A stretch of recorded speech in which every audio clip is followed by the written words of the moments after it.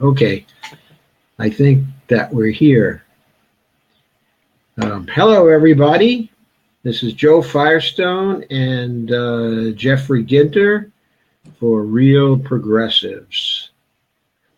And I'm going to take the promo out right now, and I think we'll be able to get started.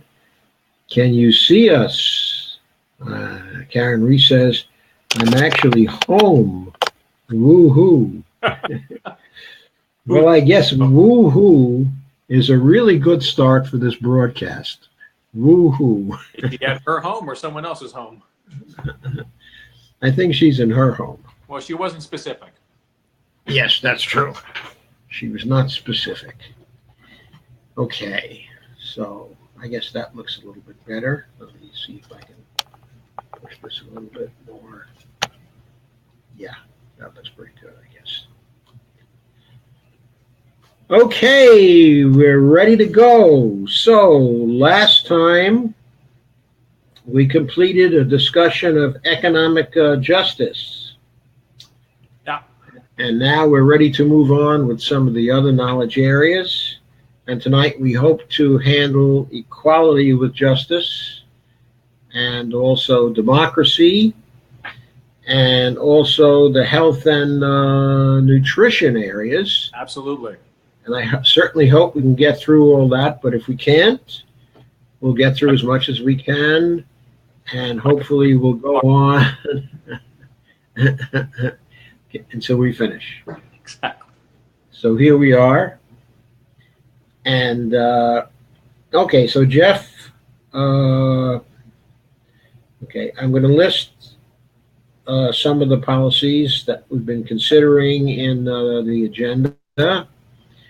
And then I'll ask you to comment on each one. Absolutely. And then we'll have a conversation, okay, about each one. I guess that's the style, okay, that we're doing. So the first one is to end inequality based on racial, ethnic, religious, gender, sexual orientation, age, or other ascriptive categorical distinctions.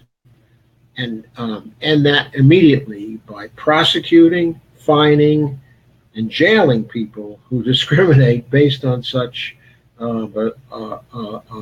criteria. And so what's your take on that item in the policy agenda? I love it, but there's going to be some issues because there's a couple of things going on here. One of the things that I hear a lot is that we don't want to be doing identity politics. We don't want to be doing identity politics. And I get that, but people have identities. And historically, certain identities have not mattered, or at least have not mattered quite as much. Take an issue like redlining, for example. The practice started, in the 1930s up until the 1960s, where banks would literally redline, shade in areas of a neighborhood and say, well, this is a black neighborhood, it's high risk, we're not going to lend there. Even when they abolished that in the 1960s, people of color, minorities, still had 30 years of poverty. All these non-people of color got houses fairly easily. They got loans. They were able to accumulate wealth. People of color did not. And they're still catching up. So we need to be able to talk about these things. It's one thing to say that we're going to implement policies that are absolutely colorblind and that we will prosecute people that clearly are not colorblind and operating in such. And I'm all for that. But I think at the same time, we need to be clear that there has been injustice, and the only way to eliminate that injustice, to eliminate that imbalance, is to take special care with those that have historically been left behind. I think we need to take special care with, people of color, people of different ethnicities, people that may have been left behind over the last 60 to 70 years, and make sure that they are made whole in some fashion. So I don't think we can escape identity politics. It doesn't have to be the only thing we talk about. But just like a universal basic income, if everyone gets it, then everyone goes up and the disparities don't change. If we just simply say, well, now we're not going to pay attention to color and everyone gets treated equally. Well, unfortunately, people have been treated unequally for a long time. There are disparities. It needs to be corrected while we eliminate our racial biases to the best of our ability. That's Okay, thank you. What I'll do is go further and say, or add to what you said, okay, by pointing out that the reason for the prosecuting, the fining, and the jailing, which we need to do, okay, is because our policies have not been very successful in the past in many, many key areas. Yeah. For example, today I was looking at the Equal Employment Opportunity Commission, which is the commission charged with enforcing the equal opportunity laws of the federal government.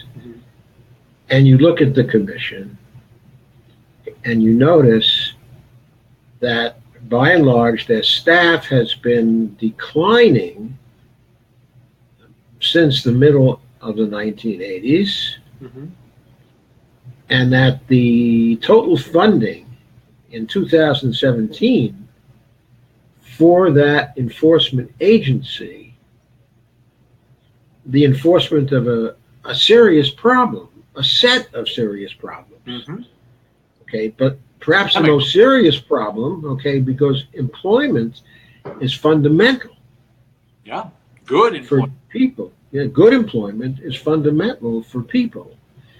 And for violations of those laws, we have an organization with something like 2,500 people in it, and with funding that is currently set at $375 million or so per year.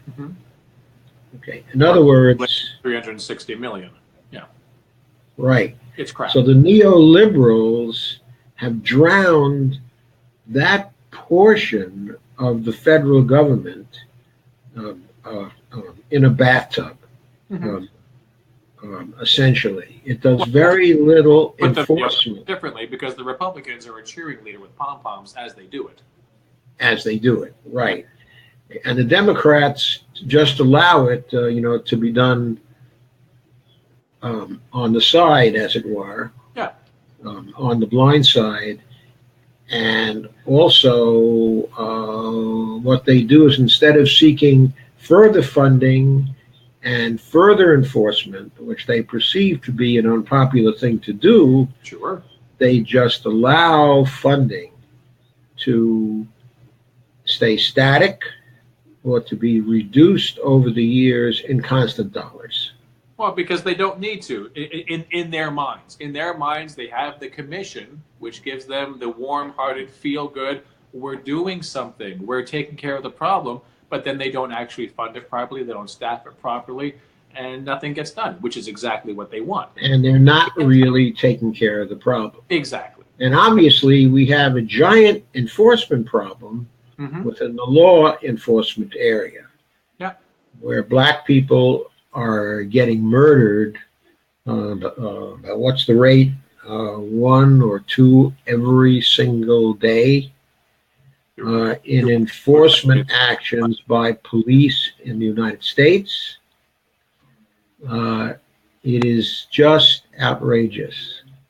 No justice is being delivered here. Yeah. And I would like to say that that's simply just poverty. But it's not, because there are white people in poverty too that are not getting murdered, at nearly the same rate. It's the same ideology that says that crack cocaine was a drug problem, but now that white people are dying of opioid addiction, suddenly we have a problem. It's the same bullshit. Some of us have felt that we have had a problem for many, many, many years. And some of us are very, very serious about that problem. Sure. And Real Progressives is one of the groups that's very, very serious about changing policy, making it stricter, and enforcing it Yeah. as a priority of an RP agenda. Mm-hmm. So, which gets us into the next issue, and that issue is closely related in some respects, and that is we want to overhaul the criminal justice system Yes. from top to bottom Yep. to establish one rule of law for all of the residents of the United States. Rich or poor, Not a difference. Yes. Black or white. Yep. Right. That would be nice.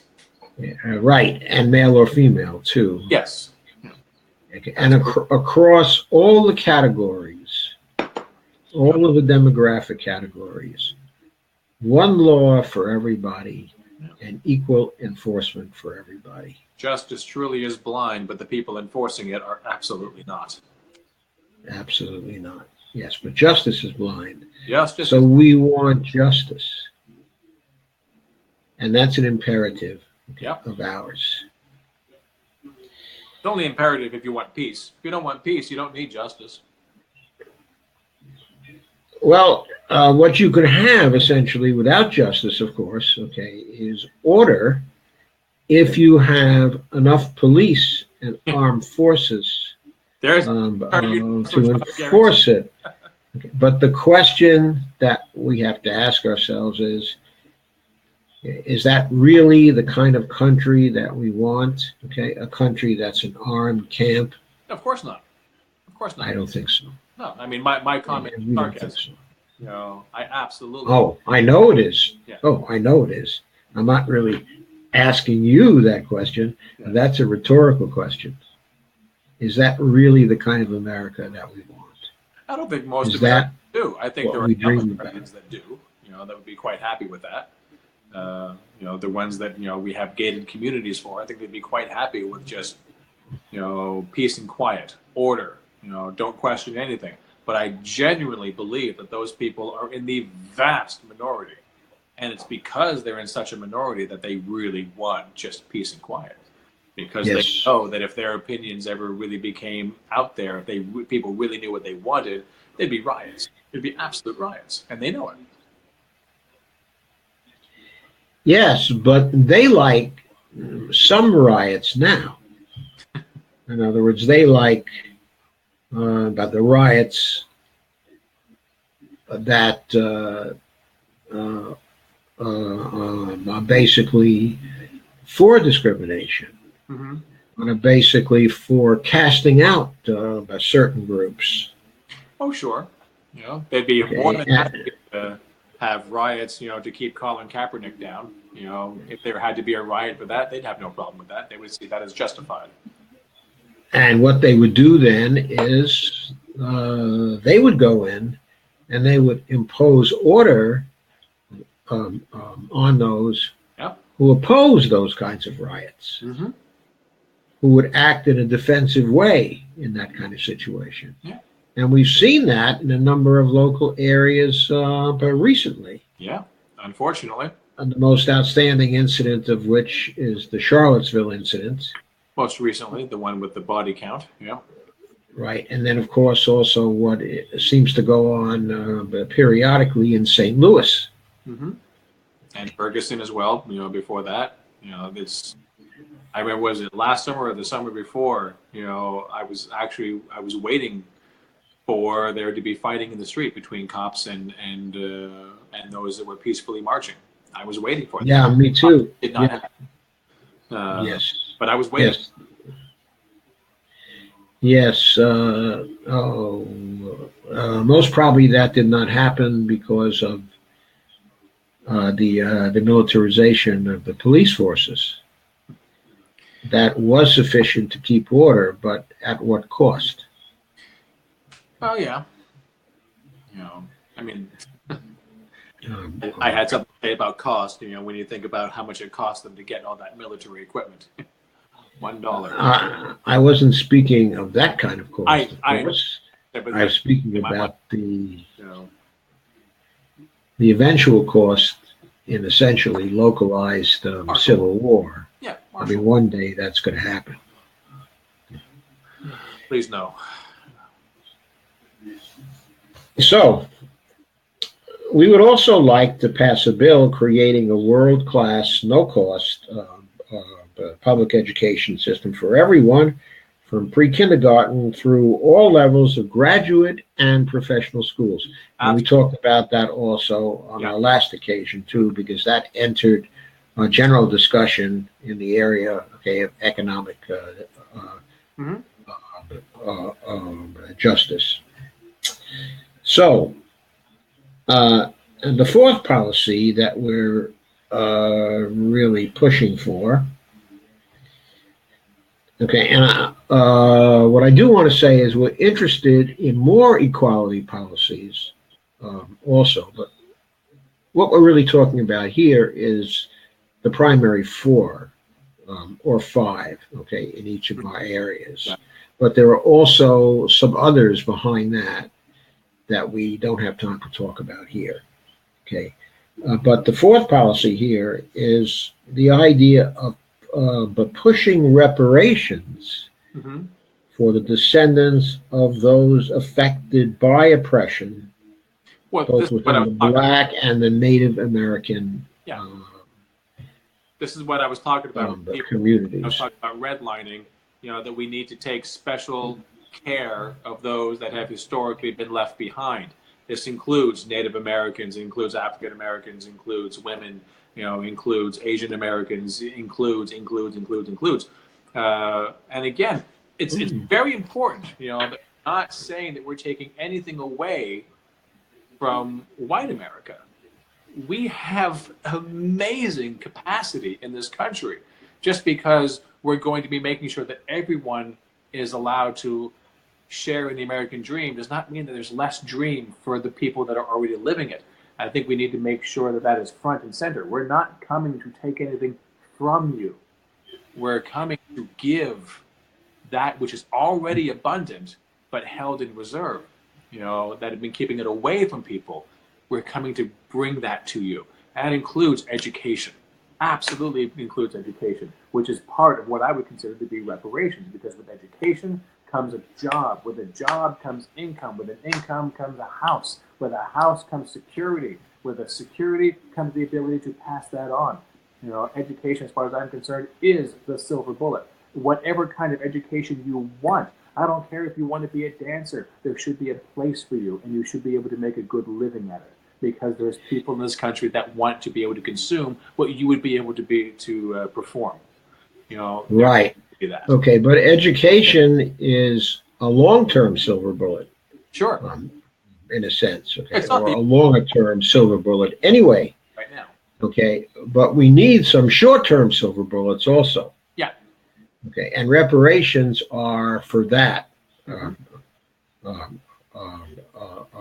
as well. And we know, because of our knowledge of the fiscal facts,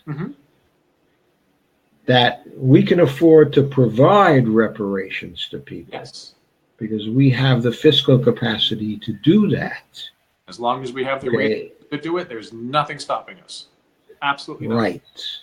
Right. And this is a difference that our policy agenda has, okay, from other progressive agendas that may want to deliver the same justice.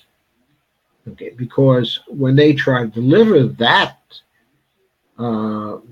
sort of justice, they always have to confront the idea, well, whose money are we going to take away to do this? Yeah.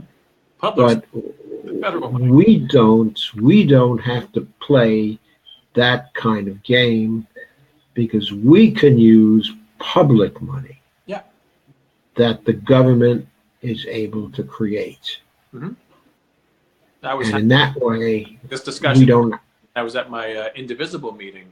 The idea that taxes don't pay for anything. The tax plan was the reason why we were talking about this. The upcoming tax plan that the Republicans are trying to shove down our throats. We don't need to oppose it based on the hole it's going to blow up in the deficit. Oppose it because it's moral. That's the only reason we need. It's immoral. I don't want to talk about the fact that it's taxpayer money. I don't want to talk about the fact that we're giving money to the rich. I care about that we're giving money to the rich and taking it from the poor, because with taxes, we're taking money from the poor and giving it to the rich because it's immoral. I don't want to talk about taxes anymore with anyone. It's the wrong argument to be had. It's public money, it's resources, and their plan is going to widen the disparities that you and I are already talking about that have been historic. It's going to make it almost impossible to come back from that. Right, and also to relate this part of the discussion to the Green Party. Mm-hmm.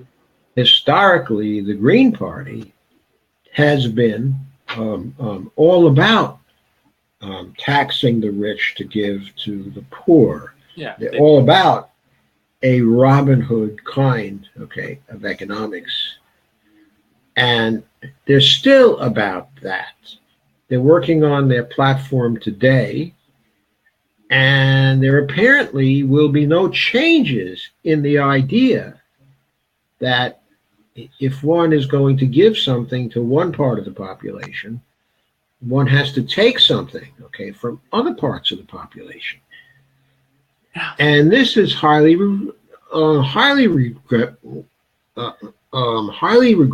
because the Green Party is basically ensuring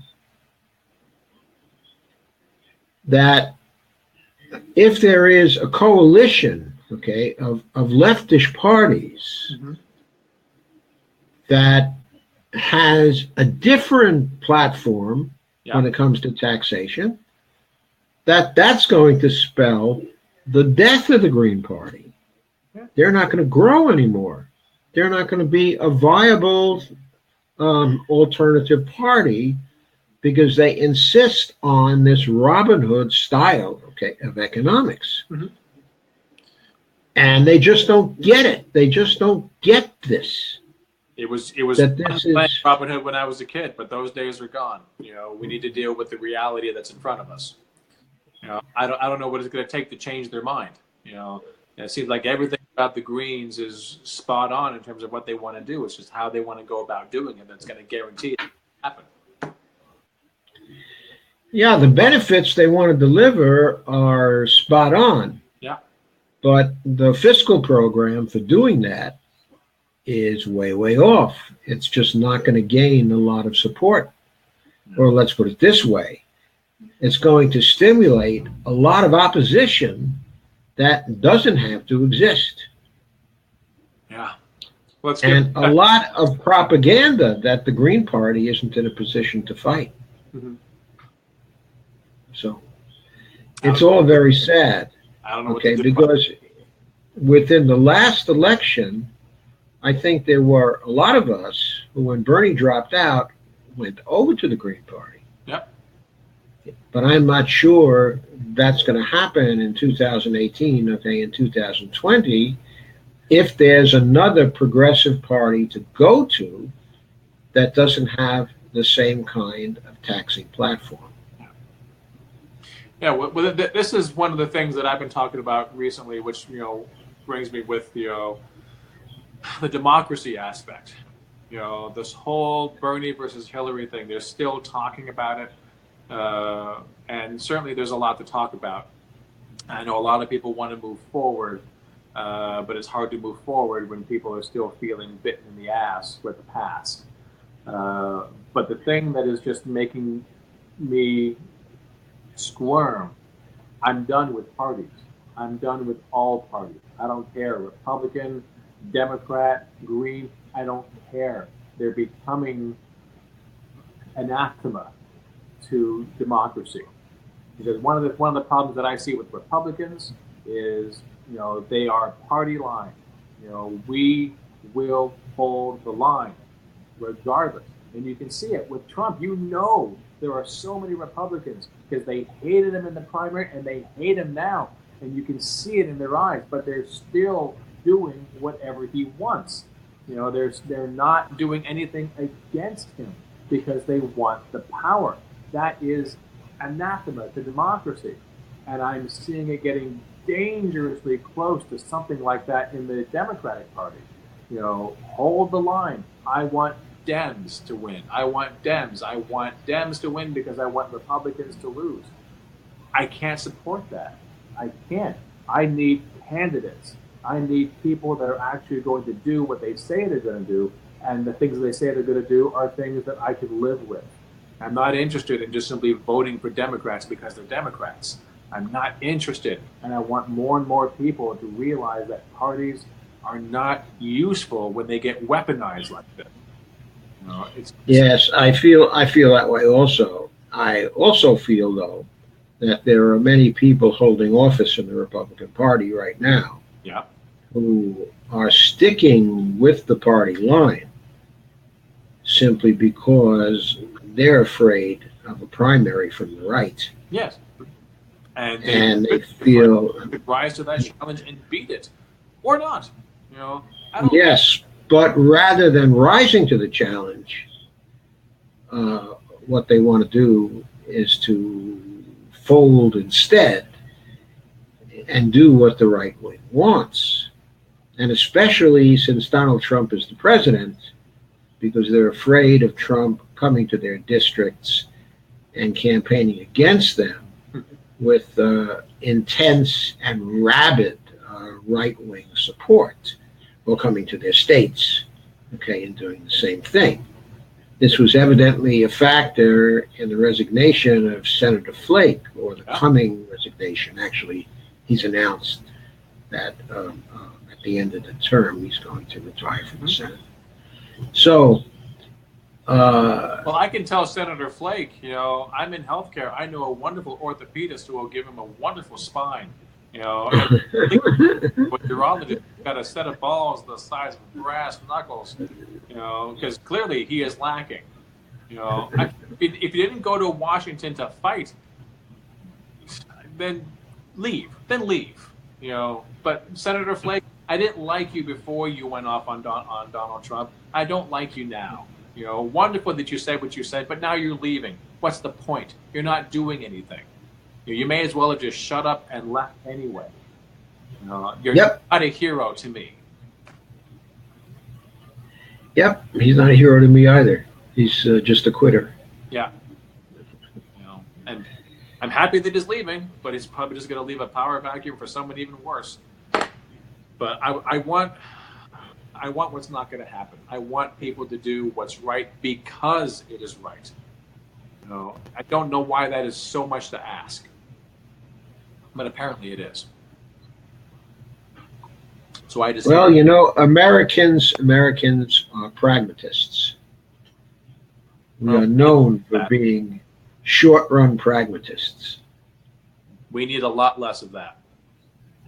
And a lot more of, well, let's do what is right because it is right. Yeah. And I bring this back to, the people are saying why Hillary lost. And there's all kinds of reasons why she lost. There's all kinds of reasons why Trump won. But to me, the most important reason why Hillary lost is because she ran a shit campaign. She did not sell herself. She did not sell her platform. And that is fundamental. With someone like Donald Trump, I don't care who you are. I don't care who you are. You should have been able to run rings around someone like that, and no one could. And I'm sorry, that's all your own fault. Was Russia involved?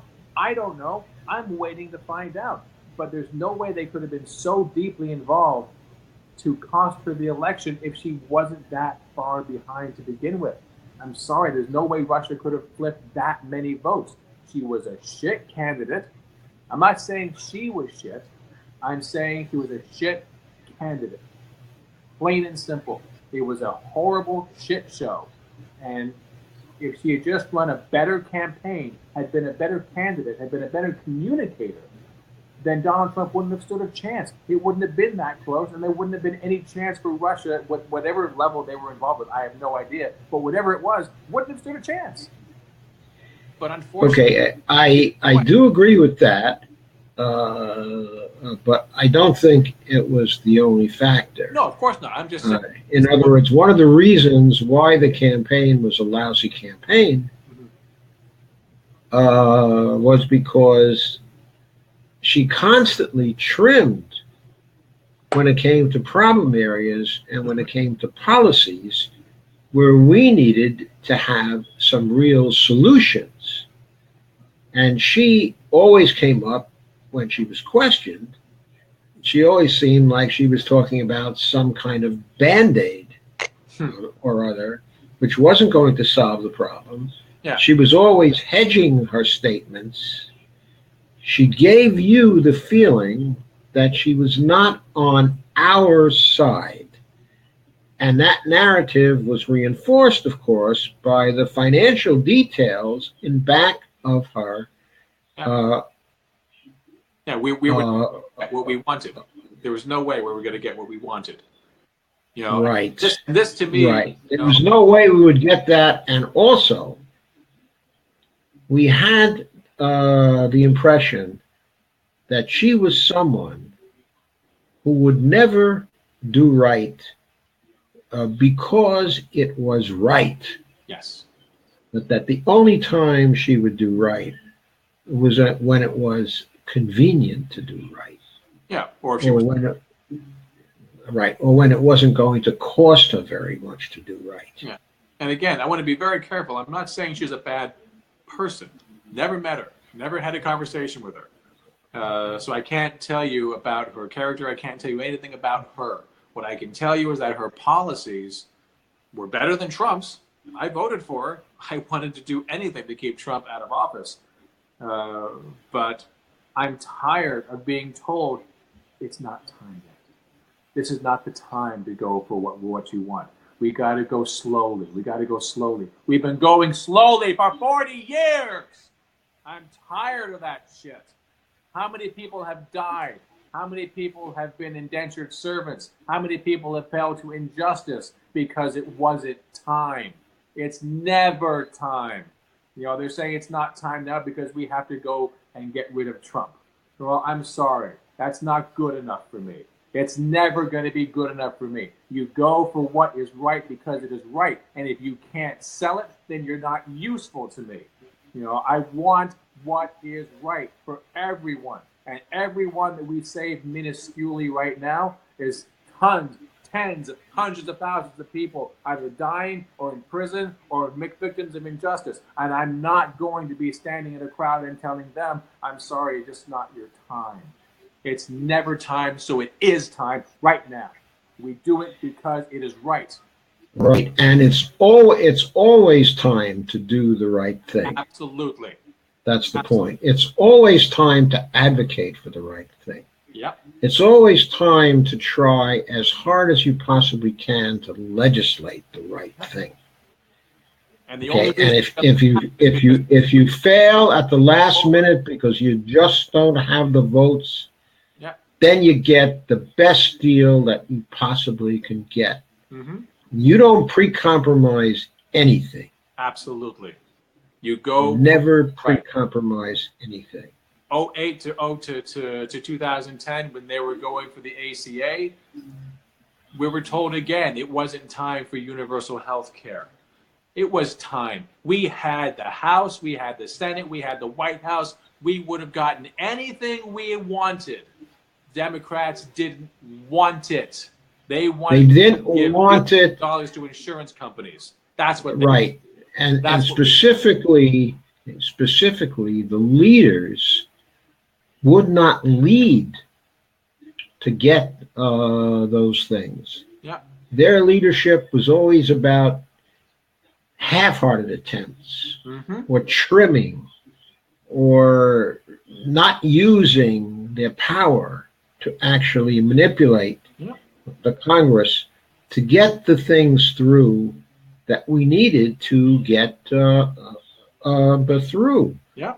Why wasn't H.R. 676 brought up for a vote in 2009? The answer to the question is Nancy Pelosi didn't want to bring it up for a vote. had she wanted to bring it up for a vote, she would have gotten it through the House. In 2009, at the beginning, she controlled that House. Yeah. But she would not do her part and get it through the House and present such a bill to the Senate and force the Senate to go on record with respect to that kind of bill. It was a monumental failure on her part. Yeah. And as for Harry Reid, you know, I mean, she failure of her leadership, except for the fact that I believe she led exactly where she wanted to go. You know, she got. Well, it was a failure of leadership from the standpoint of what her constituents wanted. Yes. I'm not talking about the constituents in her district even. I'm talking about her constituents across the nation as the party leader in the House. Yeah. Third most powerful person in the country. Your constituency is the United States of America. I'm not even sure that she was the third most powerful person at that time. She might have been the second most powerful person in the United States at that time. Yeah. Okay, because she controlled the House in a way that Harry Reid did not control the Senate. Now, of course, he could have created that control if he had gotten rid of the filibuster on January 3rd of 2009, as he should have done. Okay. However, there's always, that old rationale. Well, what happens when we're out of office? Then we won't have the filibuster to protect us. Yeah. But the truth is that won't wash, because the filibuster can be gotten rid of at any time when a party has a majority. Yeah. There's no real protection that's afforded by the filibuster. It's only a rationale. It's only an excuse for not acting in line with what your constituents actually want. Absolutely. And that's what happened there. Yeah. That is what happened there. And I'm just done, with all that. I'm done with people that say that we got to go slowly. I'm done with the people that say the incremental change is the best we can do. No, it's the best you can do. It's the best you're willing to fight for. So the bottom line is that we don't have equality with justice in this country, and neither of the major parties want to give us that. Yeah. And that's the reason why the major parties have to go. Yeah. That's a mark of the fact that they are zombie parties.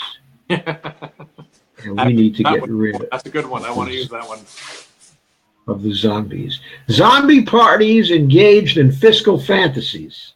How's that? Washington. Oh. With The Walking Dead. Yeah, Washington with The Walking Dead. I love that. Washington with The Walking Dead. Terrific. Okay, democracy. Let's get to democracy. Yeah. Our democracy is broken. Yeah, you think? We know this. We absolutely know this. Yeah. So we'd like to do some policy to fix it. Now, these policies alone are not going to fix it.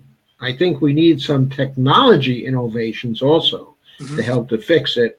But we'll talk over what some of those are like when we get to the technology, innovation section of this. Yeah. But with respect to bills, and laws, the first thing we're interested in is passing a bill prohibiting profit-making corporations engaged in interstate commerce from engaging in political activities related to any issue that is remove jurisdiction of the Supreme Court with respect to this bill under the authority of Article 3, Section 2 of the Constitution. Because if we don't do this, what's going to happen is the Supreme Court is going to rule such a law unconstitutional because they will rule that it removes the free speech press. Yeah. I'm sorry, the free speech rights and the free press rights Yeah. of the individuals who happen to be corporations engaged in interstate commerce. Yeah. So it's certainly reasonable that they would bring up that argument if it were not for the fact that this is our democracy, this is our voting, and there needs to be certain acceptance. It cannot simply be across the board, capitalism. Every now and again, the federal government's going to have to step in and say, no, you can't do these certain things. We need certain things, for the common good. You're going to step up to the plate. You're going to provide these services. Sorry, someone has to make the machines, and whoever makes the machines, I'm sorry, you're going to have to give up a little bit, Yep. And the technology for them cannot be proprietary. It cannot be impossible to verify the contents of it. And there needs to be a paper trail. I don't care how secure you think the voting is. I need a secondary verifiable source of information about what happened. It must be done. And I know that, yes. Right. And if that secondary source is human beings counting that vote. Exactly. That's what I want. We know that human beings who are counting the vote at this point can be a lot more honest but then the machines, because the machines can be hacked into. Yes. And people doing the hacking can create whatever outcomes of the voting process that they wish to create. Absolutely. And we got to stop that. I think it needs to be a two-tiered system. And I certainly get the idea that the machines are convenient, and all the convenience that we get from technology. That's great. By all means, do it. The ease of use, all that. I'm fine with it. But like I said, no proprietary systems. It needs to be able to be looked at by anyone that needs to, and paper trail, mandated by law. And yes, the states can hold their own, can take care of their own elections, but there has to be some type of federal oversight, some type of commonality, something that we can all hold on to, for our mutual protection. And there is protection in making sure that the states are the arbiters of their own elections. I certainly did not want Donald Trump's election board to be able to collect the information of the voters from everyone. I don't want all that information in one place at one time. That's a disaster waiting to happen.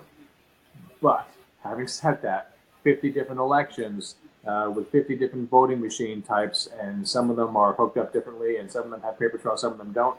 That's got to stop. That has to stop. Because that's also a disaster, and not one that's waiting to happen. That's a disaster that happens all the time. Yes. To undermine our democracy. Yeah. That's one of the sources of what is continually undermining our democracy. Yeah. So those are all things we have to change. And the Supreme Court cannot have any say about those things. And the reason why it can't have any say about those things is that it has made it abundantly clear that it accepts and supports and pushes the doctrine that artificial persons, legal persons, have the same rights under the Constitution as biological persons. The same rights, but not the same responsibilities, and not the same accountabilities. No responsibilities whatsoever. No responsibilities. No accountability for murder. Nope. For example. Nope. None. They get to have their perpetual lives. Yep. Manslaughter with environmental damage. Screw it. Yeah, but in terms of the Constitution also, we all know the history. We all know the founders. The founders were anti-corporate. Very, very anti-corporate. Yep. They never intended for corporations to be viewed as persons under the Constitution. They just did not. In fact, there were even real persons, real biological persons, that they wouldn't give rights to. Yes. Specifically, of course, the slaves. Yeah. Okay, and yet, these justices, since 1881, want us to believe that these artificial persons have rights that go beyond what the states are willing to give them. Yeah. That are protected by the Constitution. What utter nonsense! Yeah. What an utter legal fiction. This is one of the reasons why I've been saying for a while that the Constitution is a wonderful document. And the reason it's wonderful, to me, the one reason why it's wonderful, is that it is able to be amended. If it wasn't for that one fact, it would be a piece of shit, essentially. Because, yes, but this is why I think that, because it was written by people that enumerated certain rights for them. And only for them. If you were a woman, if you were a slave, if you were, God forbid, if you were a Native American, you had no rights, to speak of.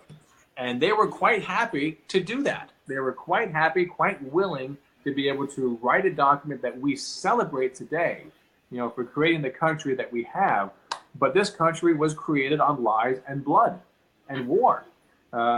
So I'm not fond of the Founding Fathers. I am not fond of where we come from, but because the Constitution can be amended, I am very excited about what we can be, what we have. Well, to be fair to the Founding Fathers, not all of them were happy when it came to slavery. With slavery, not all of them were in favor of it. Okay, but they cared more about forging a nation than they cared about whether some people in that nation were going to be slaves. Yeah. So the fact is that the Founding Fathers were guilty of an original sin. And that sin is they did not do what was right when they constructed that particular Constitution. Yeah. They did what was pragmatic. Yeah. And so it's up to us now to recognize that they did not do what was right. Yeah. And to rectify the product of that, which was the Constitution we have now. But we cannot blame them for the personhood for corporations thing. No. That was invented by a later Supreme Court out of whole cloth. In fact, it was invented evidently by a clerical error and then amplified by future courts. I hadn't heard that. Yes, the decision, of 1881 seems to have been a decision which was written down by a clerk of the Supreme Court, but making a certain interpretation which was not wholly intended by the court. Okay? And then it was later interpreted by the Chief Justice of the time, the Justice Field, and extended. The Pregnant case was a railroad case, in 1881. And that was the first case to recognize in a very elementary way the personhood of corporations. However, that never got to be an overwhelmingly serious problem until the courts, during the 1970s, as I recall, the Berger Court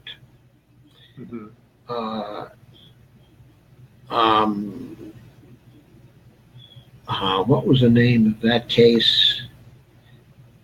Something versus Powell, I believe. No, not Something versus Powell.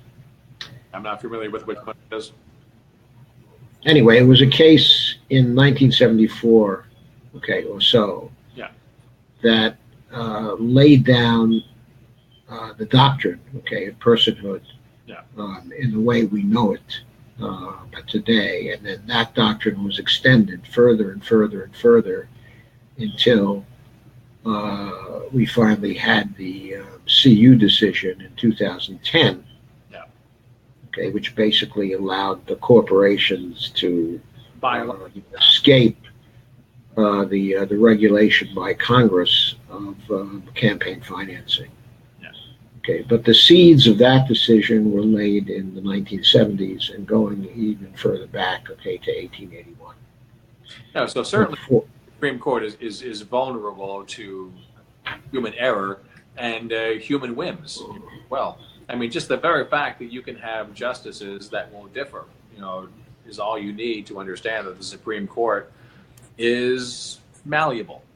The interpretation, is everything. Right, is malleable. But we have a fix in the Constitution for outrageous things done by the Supreme Court. And that fix is that we can remove, or Congress can remove, the jurisdiction of the Supreme Court to actually review bills under the authority of Article 3, Section 2. Mm-hmm. Okay. So Congress has that authority, it can legally exercise it, and it should do so to clear up the campaign financing mess while we were working on a constitutional amendment to clear it up for good.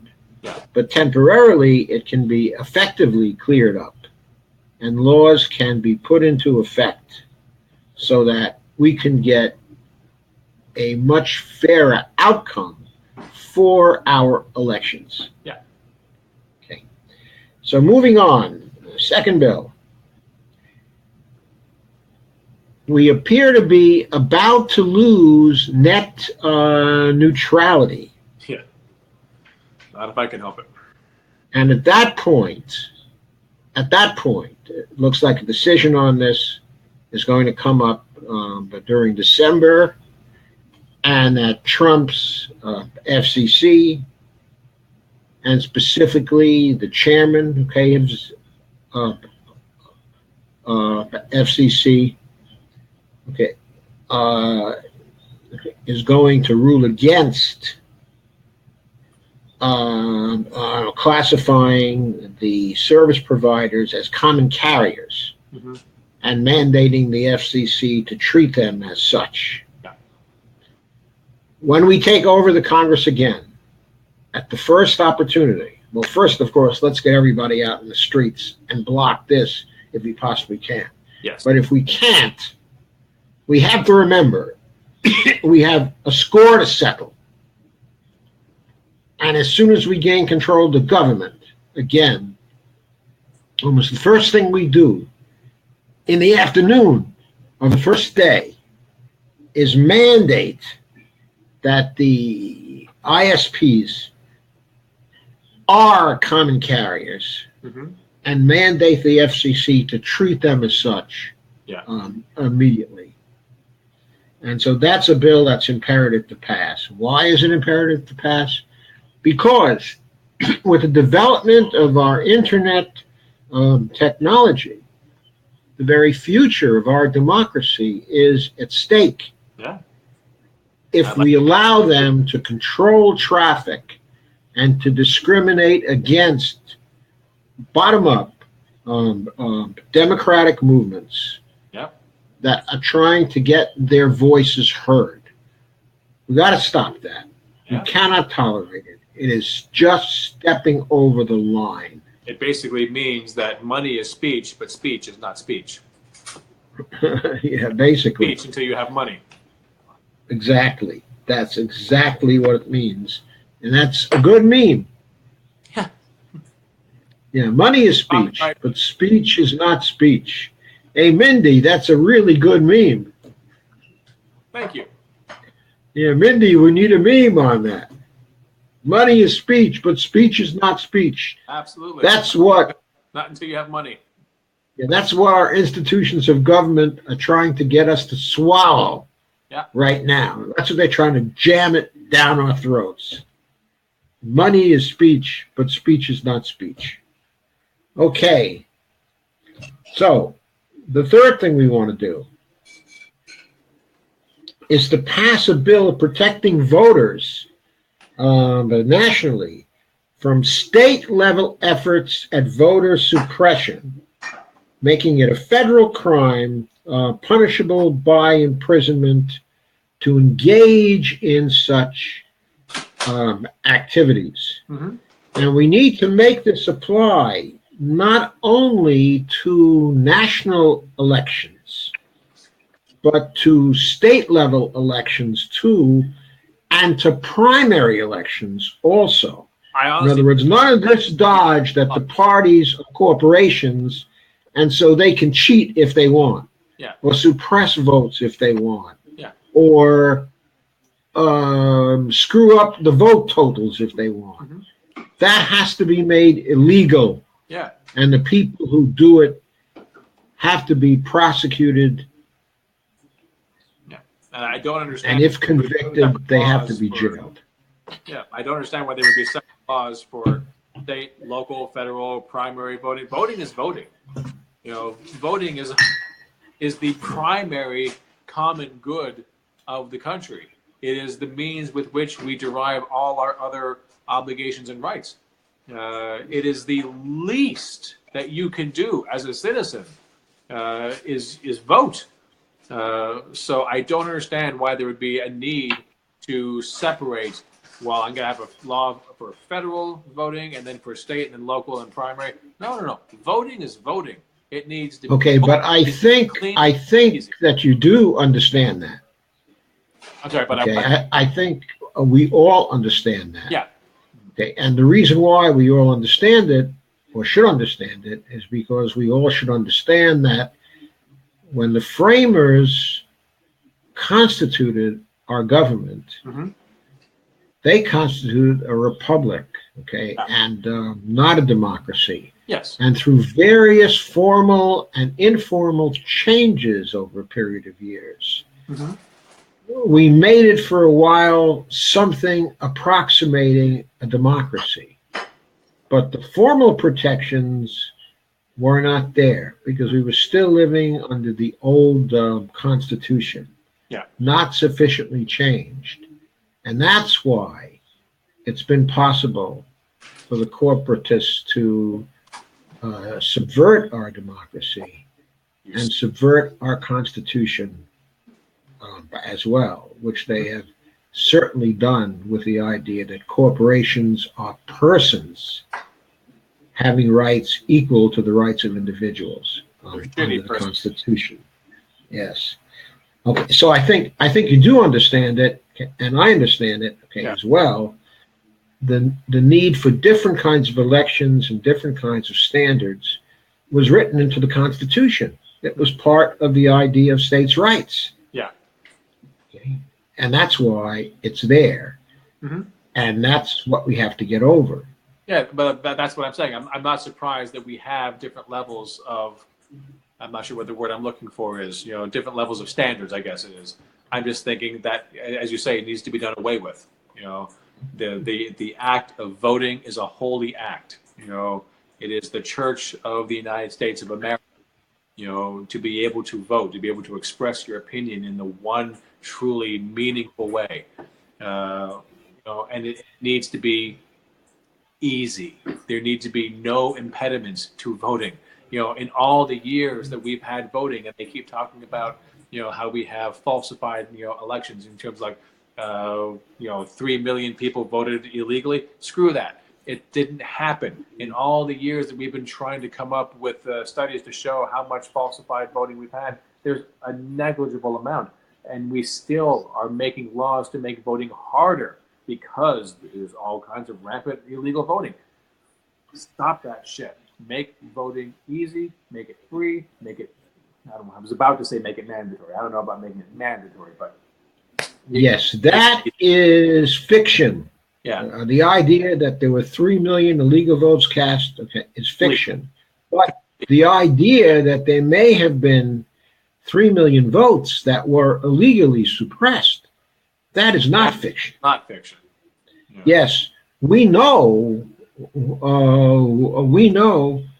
of 200,000 votes in one of the boroughs, of New York City, mm-hmm. that were illegally suppressed in 2016. Mm-hmm. I mean, we know that. Yeah, and that's not even starting. That's the insidious stuff. But I'm also talking about the not having enough places to vote, having long lines, and having people be turned away because it got to be too late. That Yes, just which is part of voter suppression. yeah. Okay, there have to be rules based on population Yes. as to how many stations you have to provide, Yeah. and that also mandate that these stations be centrally located. Mm-hmm. And backup machines, because I'm done with hearing about stories about machines that break down. They got the fewer stations to vote in, and half the machines don't work, and it takes them half a day to get in a replacement. And how many people didn't get to vote as a result of that? I'm done.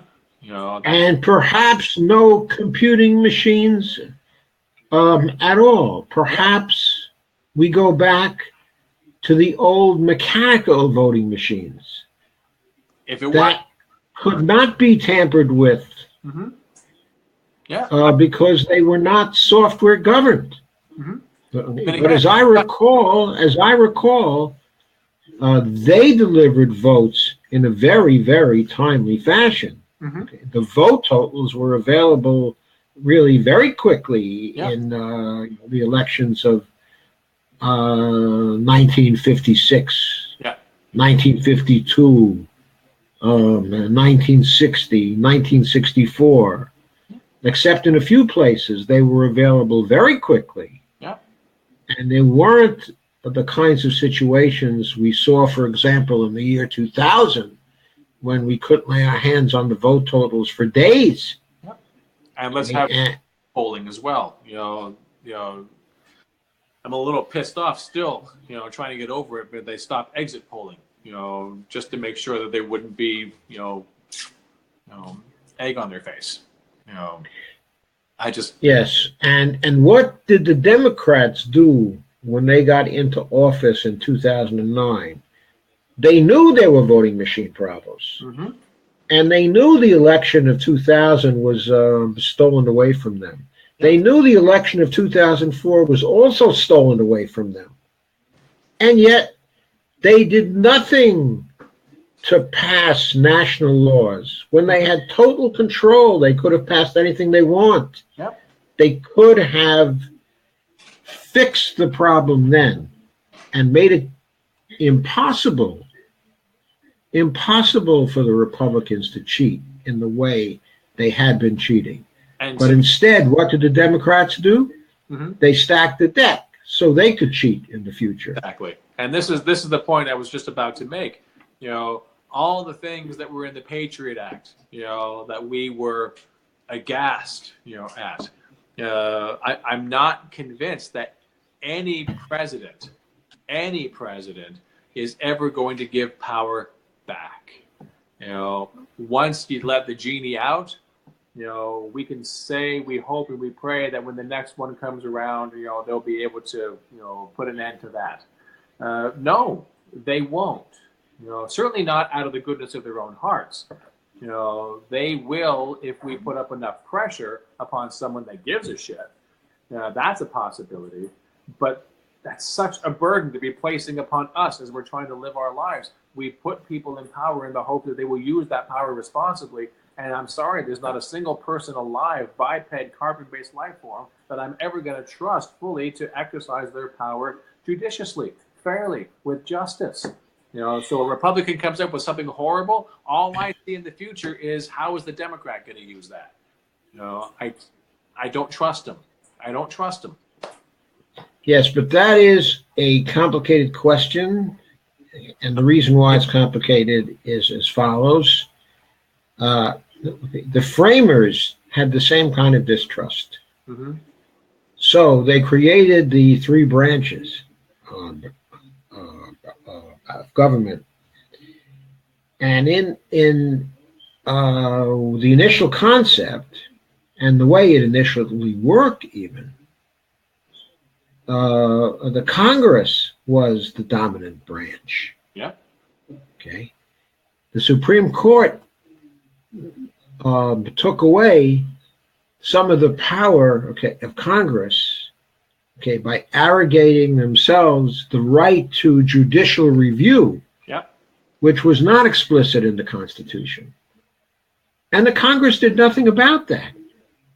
It could have used Article 3, Section 2 back then to vitiate that, okay, if it had wanted to. Okay, but it did not do that. Did not have the will. Okay, it did not have the will. So the point is, it gave something back, some part of its power. So there are people who give something back, and we have to study under what conditions and why it is do they give something back. And all through the 20th century, the presidency grabbed more and more and more power, and Congress never took anything back. Not until the Nixon scandal. Okay, and Nixon withdrew, and then for a brief time, just a few years, Congress tried to take some authority back from the presidency, the executive branch, okay, of government. And then along came Reagan. Cult of personality. And slowly he took back the power. And then Bush took a little more, and Clinton took a little more, and Bush took still more, and then there's the Patriot Act, and and here we are. You know, it's easy for if we had a popular president now, who wanted to do so. It's easy for that to happen because a president is just one person. You know, it's very easy for people to want to be seduced by a leader, a single individual. Congress is too big; it's too unwieldy. You know, I mean, you just have to see with the fact that the Congress has the worst approval ratings imaginable, but individual Congress people are incredibly popular. You know, you can love your congressman. I hate Congress. You know, so it's hard to see them as leaders per se, but a president, one person. Yes, so Congress has the constitutional right to declare war. It is the only branch of the government that has that right. So what has happened? We've had war after war after war since about 1950. And Congress has never declared war once. We can have limited engagement. Not once. You know, and it's just, Not once. And we've had all sorts of wars since that time. But Congress never took back its power to declare war. It never used the power of the purse, to say to the president, if you want to declare a war, okay, or if you want to fight a war, you have to come to us to declare it, because it's our constitutional right to declare it and not yours. Okay. I'm not sure what we do about that, because, of course, in certain situations, we might have to act very, very rapidly. And we might need the executive to act very, very rapidly. But that is one we really need to figure out, because the president has been abusing that power since Harry Truman first did it, in 1950. I don't know exactly what we're going to do about that. I mean, I would certainly understand if you have to act rapidly.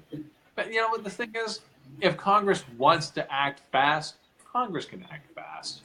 They just don't want to. You know? Yes, and in certain situations, they didn't have to act fast. For example, in the situation of the Iraq War, there was no fast acting then. It took, how long was it? 6 months to a year before we got any troops in the field? For the president, not for Afghanistan, but for Iraq, sure. You know. And of course, they could act pretty damn fast if they want to when it came to the. The point is, the president had plenty of time to ask for a declaration of war, against Iraq. He just thought it was more convenient not to ask for a declaration of war. And Congress did not Demand seize its power. Mm-hmm. It did not seize its power, which it could have done by saying, until you come to us for a declaration of war, there are going to be no funds for you, bub. That's what they should have said. Yeah. There'll be no funds for you, Jack. This is not about supporting the military. This is about supporting the Constitution. Yeah. This is about our right to declare war. You don't have that right. Or not, if they saw fit not to do so. You know, right. When they were or not. being... Or not. It's their right to make the decision, of course. Mm-hmm. So next policy area, the fourth in the democracy list. Yeah. Okay, democratize elections with fully publicly funded elections. Yes. Okay, and eliminate gerrymandering by expanding districts and also the representatives. Okay, and adopting ranked choice voting with districts that are relatively uniform in size and shape. How's that sound to you? I don't know what the last one is. Right voting. What is right voting? I think I said adopting ranked choice voting with districts ranked. RANKED, ranked. Sorry. Absolutely. Ranked choice voting with districts that are relatively uniform in size and shape. Can I just say, hallelujah. Yes. Hallelujah. I want more than anything, to let there be no money in politics, in elections. I think elections are too long, for one. We cannot be having campaigning the day after the election for the next one. That has to stop. And absolutely, positively, publicly funded elections. There should never be a need for anyone who wants to run for office. Anyone who wants to run for office should ever have to go begging for money. It should be available from the federal government. You don't have to be a part of a party to be able to get it. You want to run? I don't know what there should be kind of limitations on, perhaps, but it shouldn't be because you couldn't get a party nomination. You want to be able to run, there should be funds for you to be able to do so. There should be the same funds. There should be airtime mandated that you be given time so that you can get your message across. I want an even playing field. I want millionaires and billionaires to have nothing to do with it other than their vote. Let the politicians, let the people that want to run convince you, this is who I am. This is what I believe. This is what I intend to do. Vote for me. And if you convince enough people, you win. And if you don't, it's on you. You lost. You couldn't sell it. That's what I want. And ranked voting, absolutely. It's the most logical choice imaginable, which completely makes me understand why we don't have it. But it should be happening. It should be happening. We actually, when I was in Burlington, Vermont, they had just started ranked voting when I left, and I started living in Winooski, which did not have ranked voting. But it makes so much sense. So much sense, especially if you have multiple parties, which Burlington, Vermont did. They had the Progressive Party that Bernie Sanders had started, plus Democrats, plus Republicans. It made sense to be able to say, well, this is who I want, but if you can't get him, then we're on down. And ranked voting encourages third parties. It encourages independence because it actually gives you a chance. It gives you a chance to make an impact. Even if you don't win, you can influence elections like nothing else. And influence them with your ideas, with your passion, not with your money. Money is cheap. Money is nothing. Passion is everything. That's what I would love to see in this country. That could save us more than anything. Yes, indeed. Okay, so here we are. We've been at this for an hour and 15 minutes. Yeah, I should And probably go in a few minutes. okay, if you should go in a few minutes, then let's stop here. Okay. And also, what I'd like to ask you is, would you like to come back then next Saturday and go on with the rest of the agenda? The next category is the health and nutrition category, which is right in your wheelhouse. It's absolutely my wheel. I don't want to miss that one. I actually have a commitment next Saturday. Can we make it in 2 weeks? We can make it in 2 weeks, yes. That sounds great. I'd love to tackle that, but in 2 weeks. I won't be able to do it next Saturday. Okay, that's fine. In Excellent. 2 weeks, then we reconvene. Absolutely. For now, let's entertain some questions, okay? And you can have a chance to answer some questions, Absolutely. okay, until you have to go. Yeah. Okay, so folks, it's Q&A time. What burning questions or comments do we have tonight? Got some penicillin for the burning.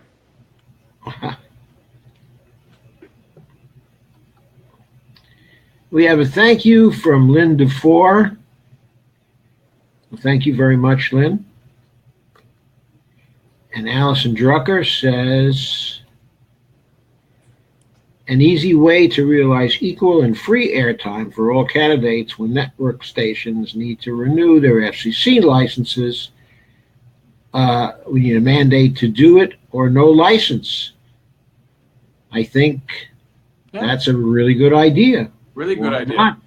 A return to the fairness doctrine wouldn't be out of order either. Okay, and a thank you from Trish Roberts. Hey, Trish, vegan. Hey, Trish, how you doing? Shout out to Trish. Vegan buddies.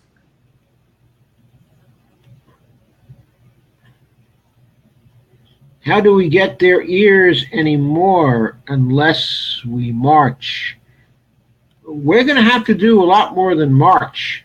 But we're going to have to place continual pressure on Congress. Mm-hmm. We're going to have to go to meetings, okay, and embarrass them.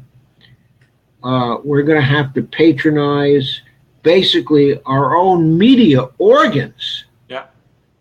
Okay, and do whatever we can to destroy the media organs that are currently serving the corporate state. Yeah. I mean, we're talking about the New York Times, the Washington Post. We're talking about also the major networks. Mm-hmm. You have to stop patronizing these places and these sources, okay, of information.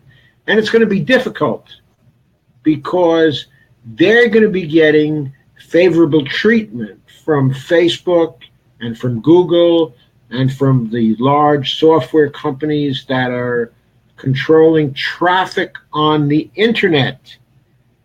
They're going to work against us in this. So we cannot give in.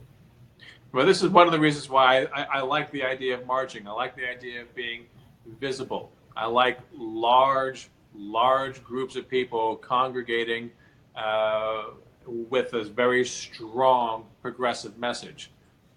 Yes, but the question is, how will that get covered? How will news of these gatherings actually get out there? Yeah, now, if they're large enough, at the local level, they will get out by word of mouth. Yeah.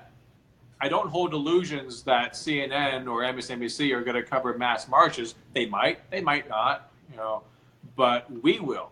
Facebook Live, getting the word out. As long as the word gets out, it doesn't really matter how it gets out. It matters that it gets out. And then whenever a video of us, marching and protesting large numbers gets up, you send that to your member of Congress. You send that to the White House. You make sure that not only that we know, and we need to, because we need to be inspired, but we need to know that the members of Congress are seeing it. That's the pressure. In addition to calling them incessantly and emailing them and faxing them letters and sending them letters and showing up at their offices, all of which need to be done. And that kind of pressure is incredible, and it should not stop. We should also be marching in large numbers. And it doesn't matter who covers it, we will cover it. The individuals who are there, we will take videos, and we will send that everywhere, and we will send those videos to our members of Congress and to the Yes, and when they come for town halls. Yes, oh, please. When they come for town halls. If they come. You must go to the town halls. Mm-hmm. And we must give them what for with respect to the things we don't like. Yes. But it's just as important that when we have a representative who represents us, that we go to their town halls en masse, en masse, huge crowds, so that they have an incentive to spread that news, that they got these huge crowds at their town halls, thanking them for the great efforts that they made on behalf of the people. Recently, on YouTube, all kinds of things on town halls have appeared. And of course, we see that a number of people following the town hall that Jeff basically took over have followed his methods to some degree, in many places now. And more YouTubes are appearing about what they did in their town halls to Congress people. But there's also a contrast. There's a town hall that was run by Tulsi Gabbard, with her people there. A town hall that was very, very crowded, and a town hall where there were questions, essentially good questions, questions looking for information and for facts from her.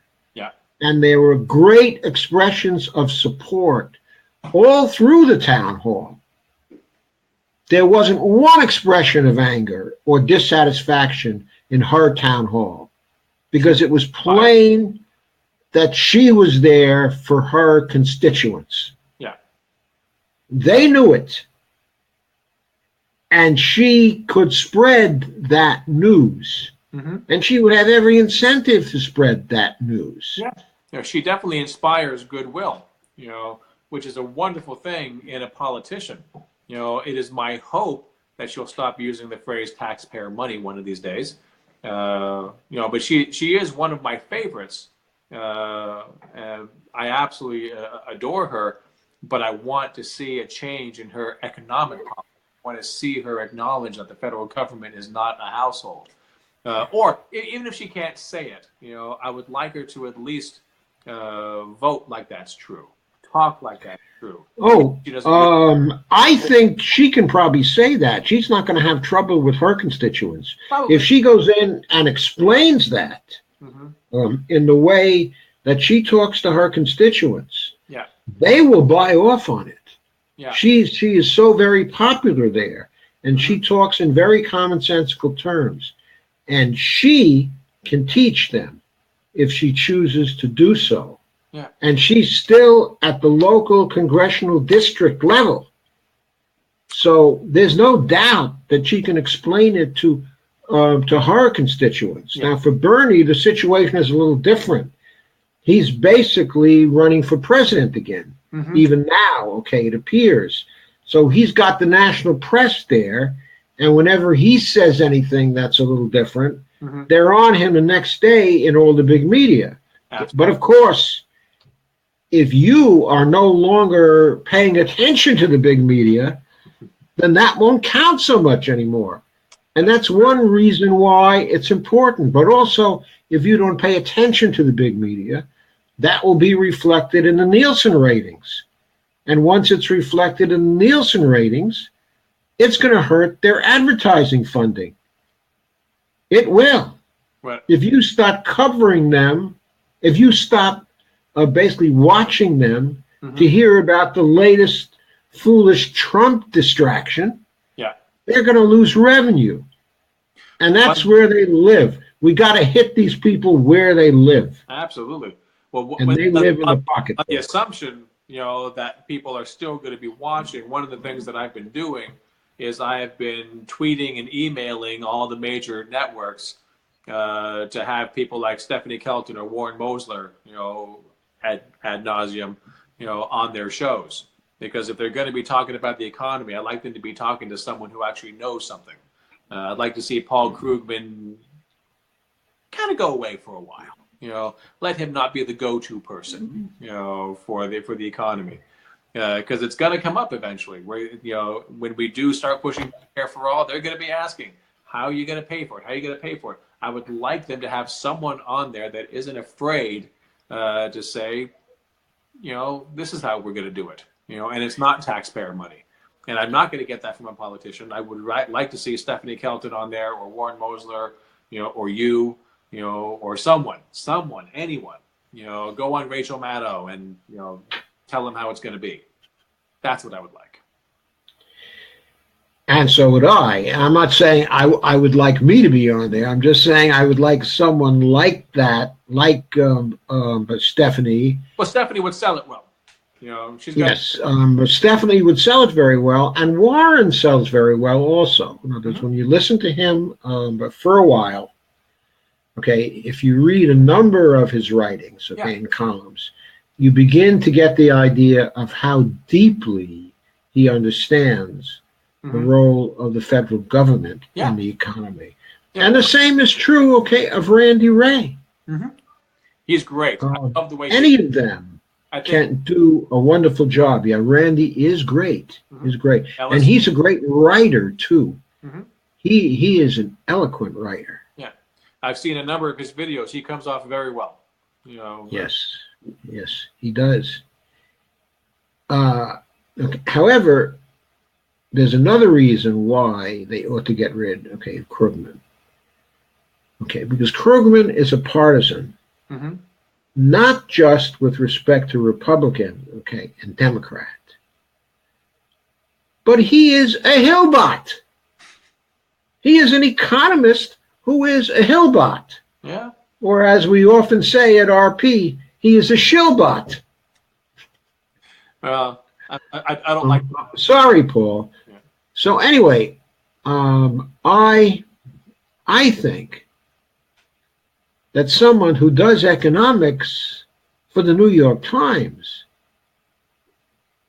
they may have a party preference, but to have that kind of party preference and a partisan preference inside of the party, and add to that a neoliberal preference, that kind of person can't be the chief economist, in a sense, for the New York Times. Yeah. I mean, that's not viable. Okay, Trish Roberts makes a really good comment. This is a good podcast from the Media Roots. Here's their latest new. Abby Martin and Robbie Martin on how Russia trolled the United States into censoring the internet and full McCarthyism to destroy the left on Media Roots Radio. Interesting. That does sound like it would be a very, very good podcast, and also very interesting that the Russians are trying to destroy the American left. And not the right. You think it would be the other way? Yes, I mean, that's awfully strange because, I mean, I know we're not dealing with the communist Russians anymore, that we're dealing with the crony capitalist Russians now. Well, but that's not really the point. KGB. If they're interested in not having a war with the United States, if they're interested in us basically leaving them alone, then it's the left they ought to be supporting, because we're the ones who are going to make peace with them. Yeah, I mean, but basically. at the same time, Trump is the one that wants to help them make money so he can make money. Ah, yes, of course, that point. They're all looters at heart. Yep. They're all environmental terrorists. Okay. Probably got time for one more, then I got to go. Okay.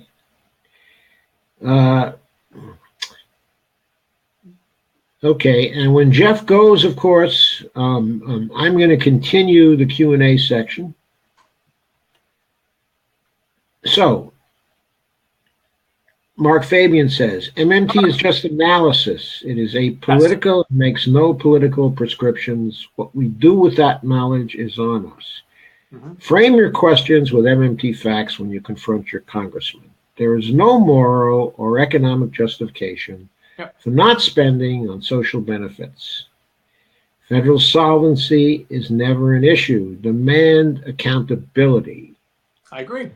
I absolutely agree. Because we can see that we use MMT now, or at least MMT functions now as an arm of the military-industrial complex. It functions exactly that way right now. But for everything else, we act like we're on the gold standard. And I'm convinced the only reason this happens is because the people that don't want us to have Medicare for all, the people that don't want us to have free college. Okay, let me point out something that you just said, okay, in the contrast with what Mark said. Okay, Mark said, remember, MMT, okay, is just analysis. Yes. And you said that MMT exists now as a reality and that it's being used for military purposes. Yes. Okay. You were talking about what the MMT description describes, the actual system. Yeah. But Mark was talking about MMT as analysis. Okay. Those two things are not the same thing. Well, one is the analysis of what the reality is. Yes. Okay. So there's a question of correspondence. Okay. And they're not identical things. They're distinguishable things. So let's say, for example, that you're correct when it comes to the reality. Okay. Now, let's go back to the analysis. Okay, for a minute. Yeah. Okay. And let's ask, what is fundamental to MMT as a form of analysis? Well, when you read the MMT literature, when you read what they're saying, almost all of the MMT people are saying that government policy ought to be for public purpose. And that is a root idea, okay, of MMT. You find it in Warren Mosler's book. You find it in Bill Mitchell's book. You find it in Stephanie Kelton's writing. Okay? You find it in spades in Randy Ray's writing and in Bill Black's writing. And also Scott Fulweiler's writing. And you find it, okay, in Eric Tamwanya's writing. You find it in Fadel Kaboob's writing. You find it in all their writing. When they reason and they consider what is this for, they always say, this is in line with public purpose, okay, and this is not. Yeah. And when they talk about the job guarantee, why is it that people who basically agreed with the MMT reality analysis, Colin Roche, for example, okay, also Beowulf, also the JKH, also Ramana, also Mike Sankoski. Mm-hmm. Why did those people split off from the MMT approach and go to Cullen Roach's approach? Okay, which is the monetary realism approach. Mm-hmm. Their differences were not about the reality that exists out there. Mm-hmm. They agree on the reality. Yeah. But what they said was, we don't agree about the federal job guarantee Mm-hmm. because we don't think that full employment is part of, well, they didn't even say public purpose was the overall goal. But specifically, they also said that, well, full employment is not our goal. We want an unemployment rate, okay, of 4%, and we want, okay, an inflation rate, okay, of 4%. And they said that explicitly and out front, okay. And then when we objected, and when we said the job guarantee is at the core, okay, of MMT, Mm-hmm.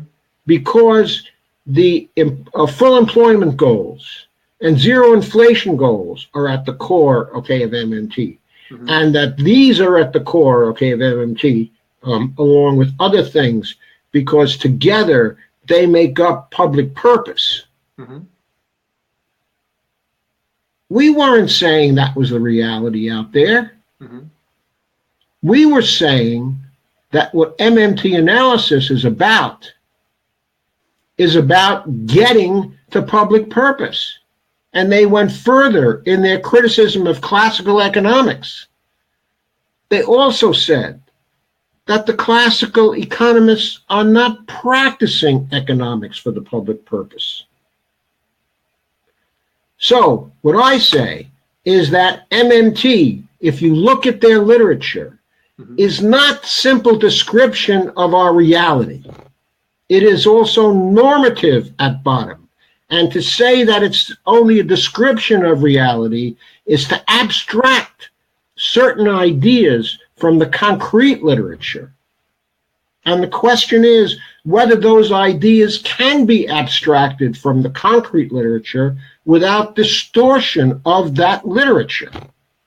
Now, there is a dichotomy in philosophy mm-hmm. that was current since the 1930s and before, but was developed by the logical positivists in radical form during the 1930s. And that doctrine said that fact and value, actually the original statement of the doctrine comes from Hume in the 18th century. Mm-hmm. And the basic notion is that is and ought are distinct, and fact and value are distinct. Mm-hmm. And during the 1940s and the 1950s, that idea became dominant in philosophy and dominant in the social sciences. Mm-hmm. To the point is that's what the social sciences were about in the 50s, the 60s, and the 70s, okay, and going forward to a certain extent even today. But in philosophy, the fact-value distinction came under attack starting in the 1950s, serious attack by analytical philosophers, not just by Leo Strauss or those characters, okay, not just by the Platonists, okay, or those types, but by other analytical philosophers, breaking down the distinction between fact and value, to the point where by the year 2000, one of the biggest supporters of that particular distinction during the 1960s withdrew from a distinction, okay, and wrote a book in opposition to the dichotomy. Hilary Putnam, okay, was his name, and he's one of the most prominent, okay, among the analytical philosophers, mm-hmm. okay. And so by the year 2000, the fact-value dichotomy has been in full retreat in philosophy. But for some reason, it retains its power in the social sciences. And we all want to say there is a distinction, and description is separate from evaluation, and we can keep these things separate, and therefore we can put forward doctrines in economics and in sociology, okay, and in political science that are value-free. I'm here to tell you that involves a distortion of the concrete literature. And I've written on the subject. I wrote on the subject as early as the 1970s. And I have a rather lengthy paper, okay, against the dichotomy. Mm-hmm. And what I'm telling you is that the MMT literature is not a value-neutral literature. Yes, you can abstract from that literature and take a sense of the operations out, and you can do what the monetary realists did, okay, that kind of thing. But in doing that, you're no longer MMTers. You're something else, okay? Now, most recently, Bill Mitchell, okay, in his book, has made it clear that he thinks that you can have a layer of description in which no values creep in, and then you put a layer, okay, of normative evaluations on top of that, and that's what gets you to policies. And I think he holds that position in his latest book, okay, the Reclaiming the State book, okay, which I haven't fully read as yet. I bought, okay, but I've not had a chance to go through it yet. But I know enough about his views to surmise that that's the position he takes, okay, in that book, okay. Now, I think that is not a, shall I say, a true position. Okay. That is not a tenable methodological position to take, even though it is still taken. And okay, I think the advantage we're trying to gain by taking that position is to say to people, MMT is not necessarily progressive. It can be used by conservatives. Yes. Okay, it can be used by Republicans. Mm-hmm. I'm sorry, I'm not that consensual about it.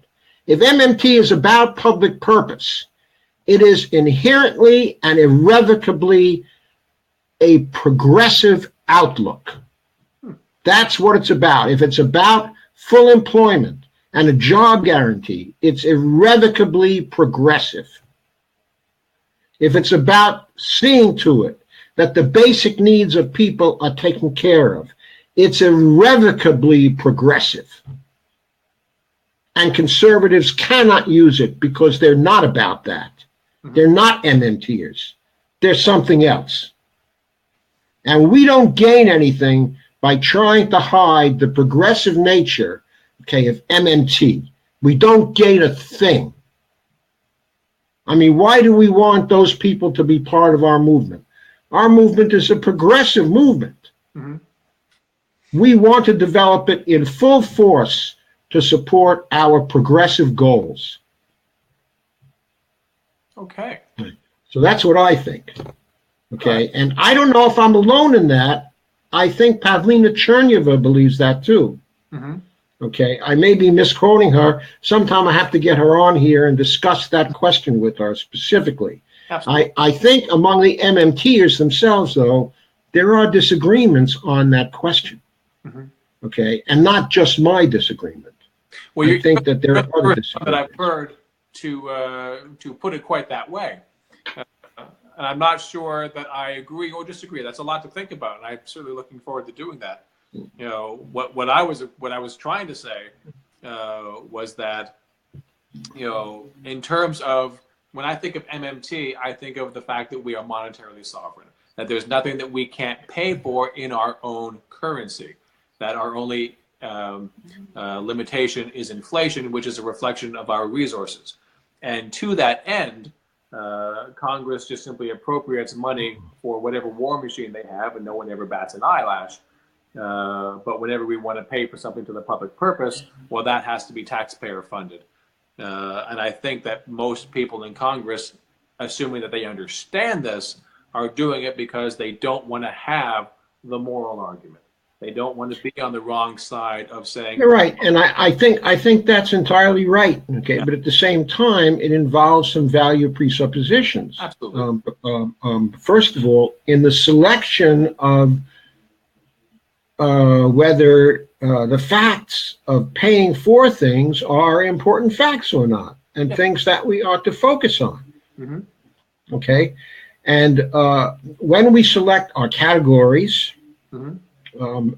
Prior to analysis, there are value judgments that creep into our categories because we select our categories because certain categories are important to us and certain categories are not. Yeah. Okay. And other analysts, select other categories to focus on, not the same categories that we focus on.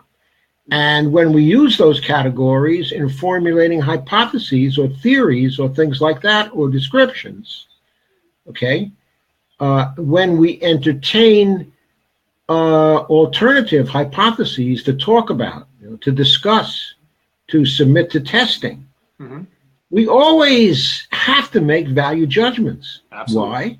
Because there are an infinite number of hypotheses that we can come up with.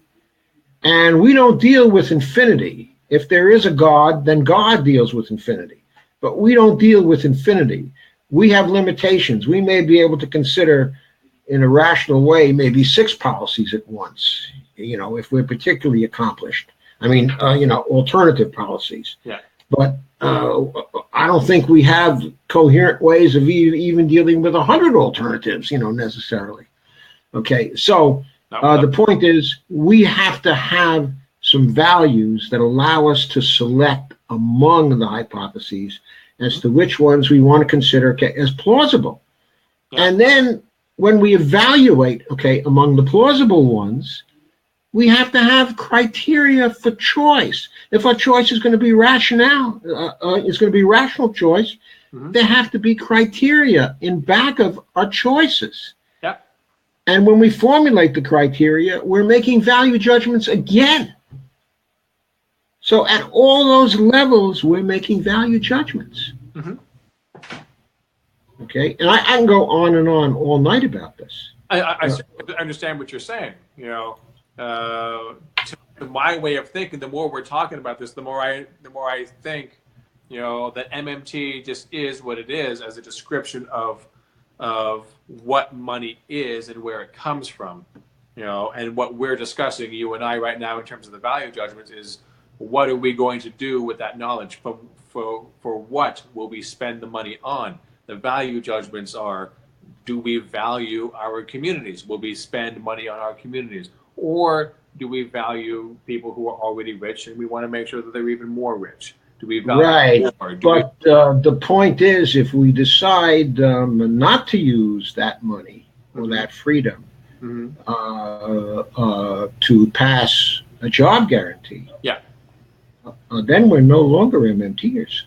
Well, we're certainly not for social justice. We're not for equality. We are for, without a federal jobs guarantee. Well, in terms of what actually happened within the MMT movement with respect to Cullen Roche and his group actually splitting off, of MMT, we acted, the remaining MMTers acted as though it was a requirement, if you want to be part, of MMT, to recognize that the job guarantee was at the core, of MMT. Yeah. So what I deduce from that is if you're not pursuing the job guarantee, if you don't essentially put that as one of the goals, then you're not an MMTer. Okay. You're not part of MMT. That's what historically happened. Okay. Well, things to think about. I'm not sure that I'm on board with saying that you're not on board with MMT if you don't want the jobs guarantee. I would say if you don't want the jobs guarantee, you're not progressive. If you don't want the jobs guarantee, you're not progressive. So basically what I'm saying in the context of the Mark Fabian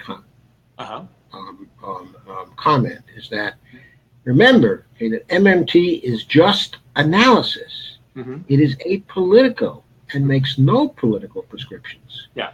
And I argue that that might be what you want it to be, but that is not what historically it has been. Okay. That when you say something like that, Mm-hmm. you're making a normative reconstruction of what you want MMT to be. Okay, in other words, okay, the idea of a normative reconstruction. Okay, and again, okay, the philosophy of the logical positivists during the 1930s. They made much of the idea of rational reconstruction, okay, of concepts. They argued not in terms of the analysis, okay, of ordinary language to look at concepts, okay, but they prescribed a definition, okay, of concepts by radically reconstructing those concepts. Mm-hmm. And then basically saying, well, this is what that concept actually means. Mm-hmm. Okay, the ordinary language philosophers, of course, objected to this because they could look at the ordinary language use of the terms, yeah, and they could say, well, hey, that's not the way it's always used. That's your reconstruction. Yeah. Okay, and and your definition, and the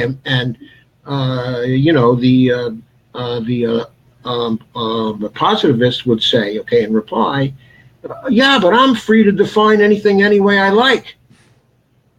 Okay, and that was their defense. I want to make a rational reconstruction, and yes, it is normative. Mm-hmm. Okay, so one thing, okay, that I'm saying is that MMT is just analysis. Mm-hmm. Is not actually a description of what MMT actually is, okay, according to the literature. Mm-hmm. It's a rational reconstruction being offered as a normative thing by people who want MMT to be like that. But what we have to do is to look at the cost of making MMT like that. And the cost of it is that there are some people on the progressive side who are going to say, I'm not going to affiliate, okay, with MMT. I'm not for MMT, okay, because it's not explicitly progressive. Yeah. It insists that it's value free, okay, and it's neutral, okay, and that it can be used by anybody, and that serves as a barrier to them coming over, okay, to our side. Okay. So in effect, we're saying we would rather have a value-neutral MMT, which I argue, of course, is impossible in the first place, but we would rather have a value-neutral MMT than have an MMT that is explicitly progressive. Okay, and why do they say that? Well, they say, well, it's easier to get MMT accepted. Yeah. We'd have more people accepting it. And my response to that is... Speak for him, but I think that might be his point.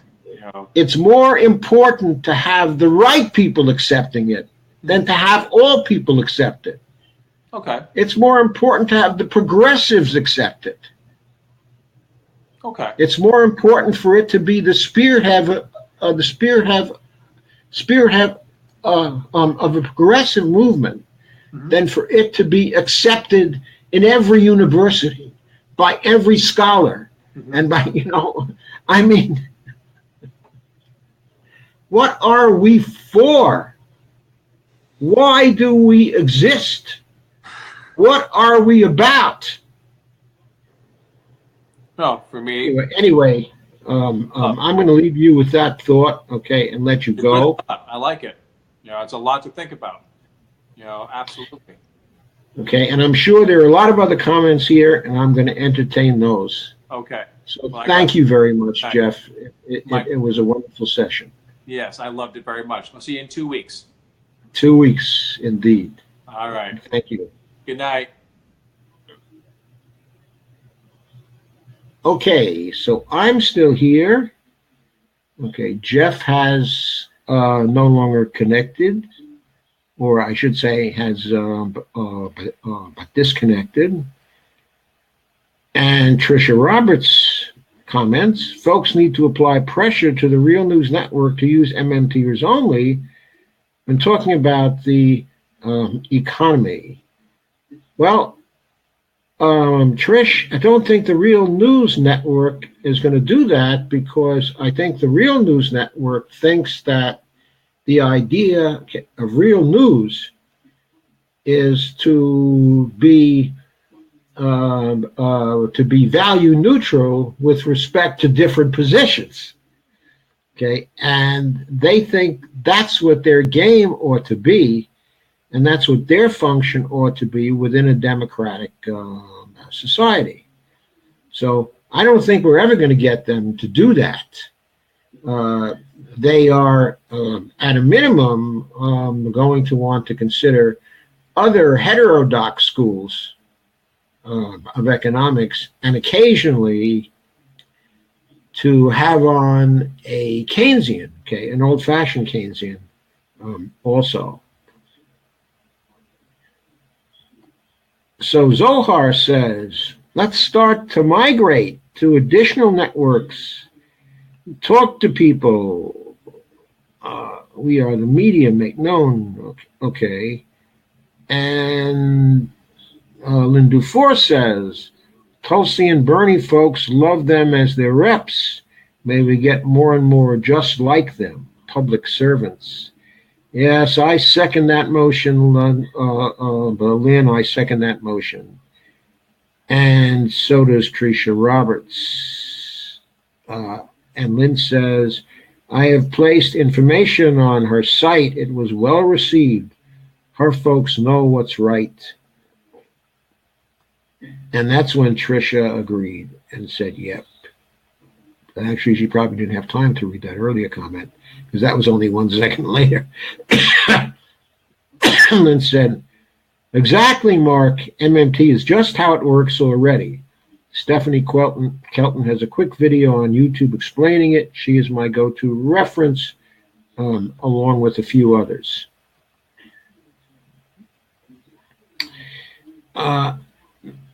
Okay, Lynn, you heard my dissent, so I'll leave you to think about it. I'm not going to argue it any further.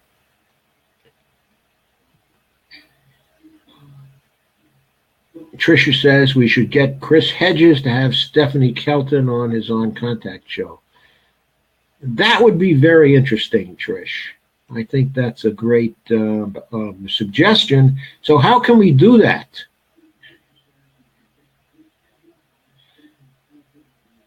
And Trish also says, I haven't listened to that podcast episode yet, Joe, but usually their episodes are very enlightening, Marie Media Roots. And Tricia also says, I haven't, oh, she said that again. Okay. She said, I deleted that comment because I haven't listened yet, so I don't know what they're saying. Okay, that's fair. Lynn says, how about this former Deputy Treasury Secretary, Frank Newman? Yeah, MMTers were very entranced with Frank Newman's book and with Frank Newman, okay, in general, okay, because it did much to support their view of what actually goes on. Okay. Kathy Langen says, yes, Krugman is a Hillbot. Yes, I know, because he expects to be appointed to a high-level economic spot within Hillary Clinton government. He expected that.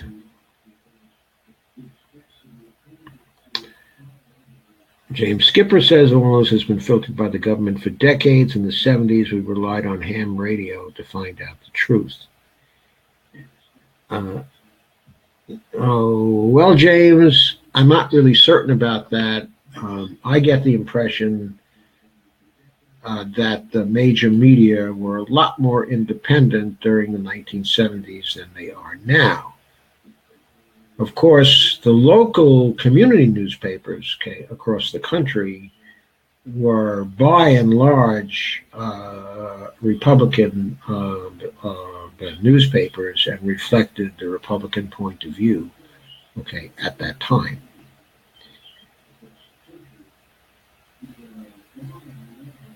So let me go further.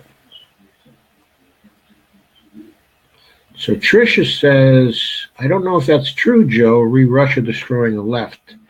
I don't think that's so. That's why I deleted the comment. Haven't listened to the broadcast. Oh, okay. That's cool.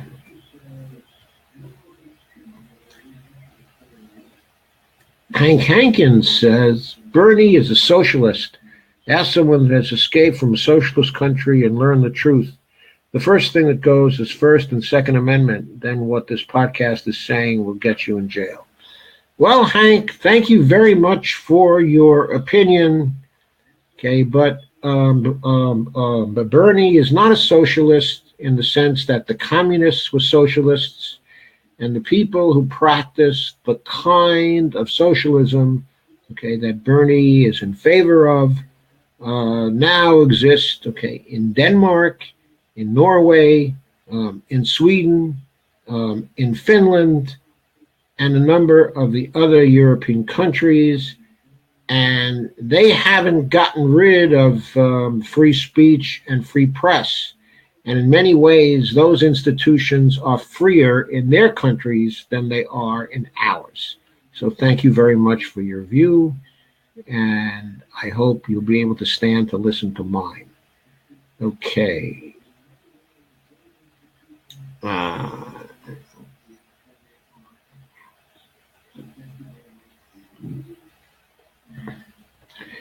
James Skipper says Russia wants to keep us all divided by exploiting our differences, period. Well, James, what do you expect?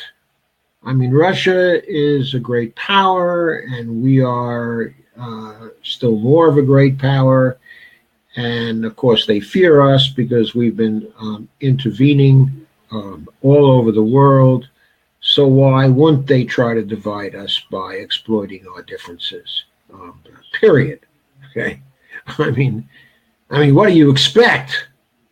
Are the Russians angels? Certainly not. Are we angels? Certainly not. Do we try to exploit, the differences among the Russians? Every bit as much or more as they try to exploit differences among us. And this has been going on for decades and decades and decades. Then do four, democratic socialism is different from other socialism. Moot points when you start with that statement, Hank. Second chances are given. Yes, that's ridiculous stuff. Who does he think he's talking to?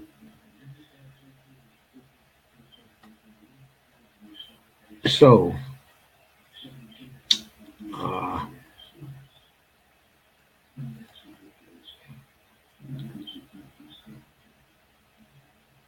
Zohar Atai says, RT is very problematic as being one of the main Putin propaganda channels.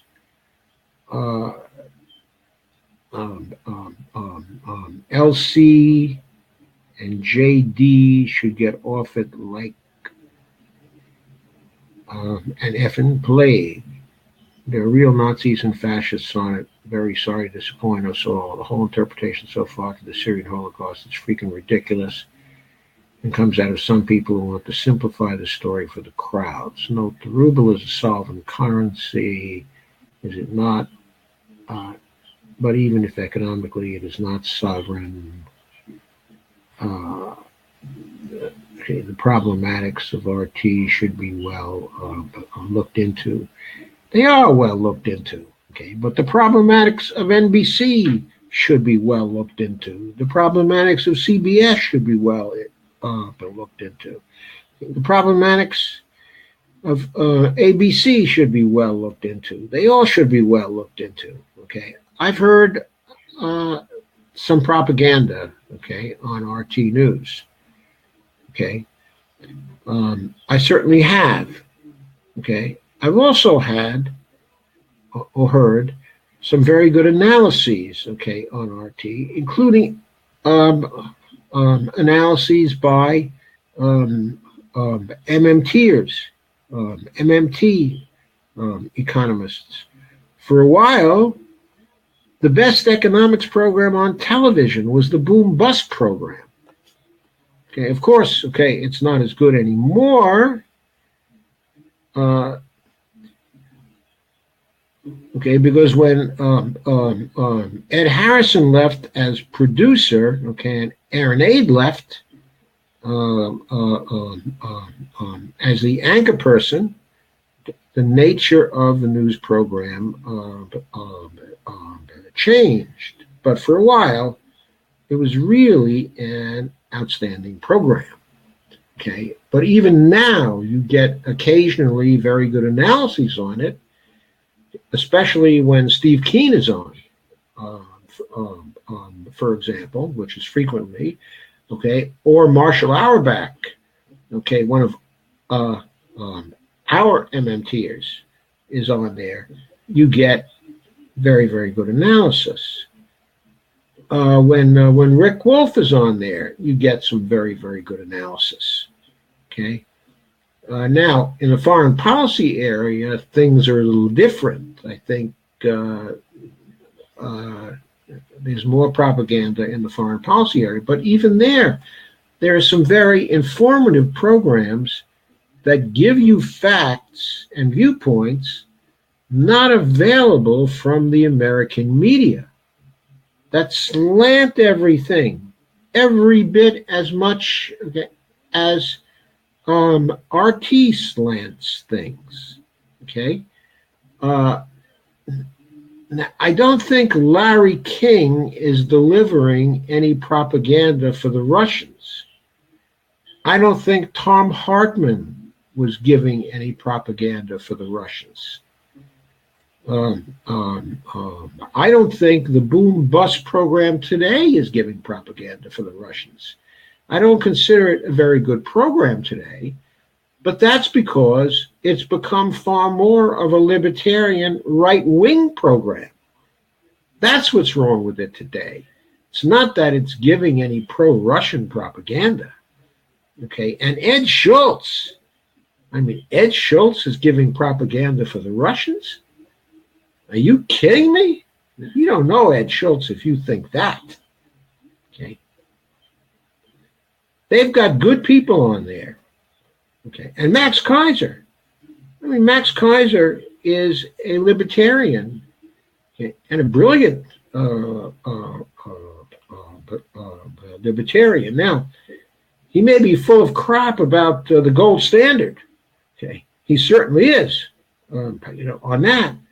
But he managed to have Steve Keen on there, okay, who is anything but a gold standard person, and he and Steve are on the best of terms, and what they say has nothing to do with the Russians, nothing at all.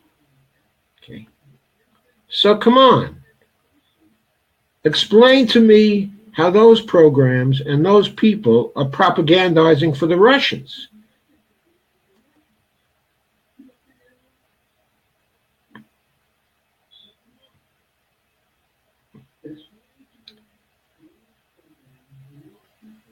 Yes, the reference to Reclaiming the State from Trish, a necessary book for everyone to read. I can't wait to dig into it. I really can't. Okay. And I will read many words multiple times, I'm quite sure, before I'm finished with that book.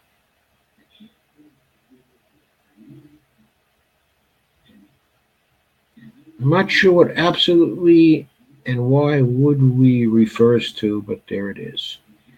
And Rebecca McCloskey says, Hankins, if everything could be so simple as your mind. Bernie is a democratic socialist, which is not communism socialism. We need our social purpose back, or are you a corporatist too? We can't say what Hank is. He hasn't told us. Kathy Langan and Tricia Roberts like some points that I made. Lynn Dufour says, Stephanie knows how it works, and the lobbyists know how it works. Well, Lynn, I certainly agree that Stephanie knows how it works. I use many of the fundamental things that she has written about here, okay, and on my blogs. I use her just as frequently, if not more frequently, than Warren, okay, or Randy, or Bill. because she has stated things in such a very clear way. For example, this particular diagram reflects, exactly what Stephanie said in her classic article, that the taxes and the bonds do not finance spending. You'll find that this diagram reflects one of the justifications that she gave for her point of view. She gave two, and this is the reflects the more second, and technical of the justifications. So I love Stephanie's stuff. If I'm in an area where she is speaking, I am almost always at her talks. I look at all her videos, and I love what she has to say. And I believe that she would be among the first people to say that if somebody does not agree with the idea that the job guarantee is core to MMT, then they are not MMTers. And of course, coming to that conclusion involves making value judgments at a fundamental level. Value judgments about what is in public purpose, and value judgments about what the subsidiary goals of public purpose ought to be.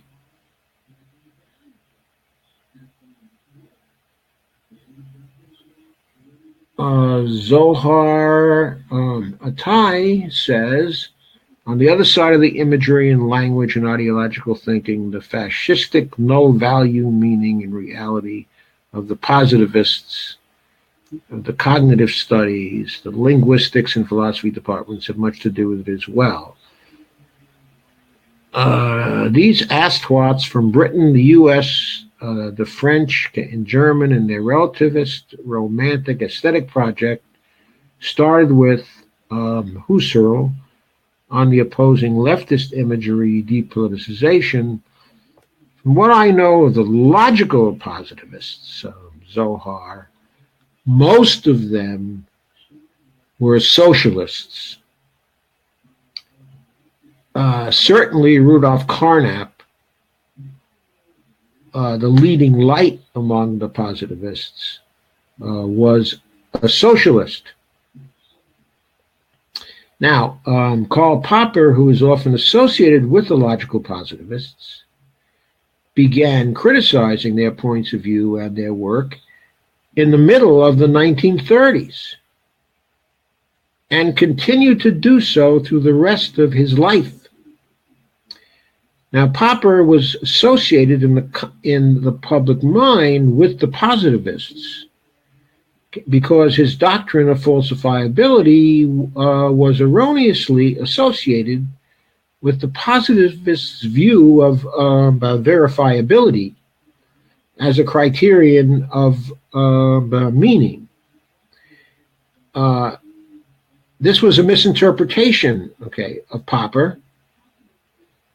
The positivists knew that it was a misinterpretation, of Popper, so they refused to support him in his trying to get his books published. They refused to support him when he needed an academic appointment and he had to get out, of Austria. They refused to help him to find positions. They didn't explicitly refuse, but they sat on their hands. And it was left to other people to find him appointments so that he could escape from the Nazis. Now, Popper politically was not a socialist. He began as a socialist when he was a young man, But by 1919, he began to believe in mixed economies and what he called piecemeal social engineering. He was definitely on the left. He was a Labour Party supporter in Britain, but that didn't stop him, okay, from being a part of the first of the neoliberal economic conferences, which were called by his friend von Hayek. But now this is getting into weeds, which a lot of people here, okay, are not interested in. My point was that the positivists were not fascists, okay, but the case can be made and has been made that their relativism when it came to values and their separation of fact and values as a radical thing contributed much to the rise and acceptance, okay, of Nazism in Germany and fascism in Europe. There's a great book on this point that was written by Professor Brecht, Arnold Brecht, but back in the 1950s. I think it first was published in 1958. And it was one of the most important books that I read while I was in graduate school.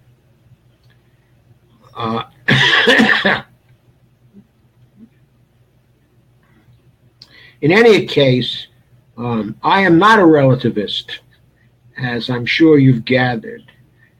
Russell Gorman, Joe needs help to manage comments. I don't know if I need help, okay, to manage comments. Just because we see some unfriendly comments here doesn't mean we have to outlaw the unfriendly comments, even the silly and stupid comments.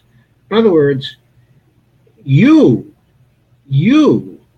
are commenters on these talks. You in the community are managing the unfriendly comments by yourself. It hardly needs us to manage them. Let free speech reign here. It isn't a problem. Okay? Shouldn't public servants be serving the public, and the public should be the first to be considered? This is Trish now. It's not like that. Corporations and themselves are the first to be considered. That must change. They're not our rulers. They are public servants.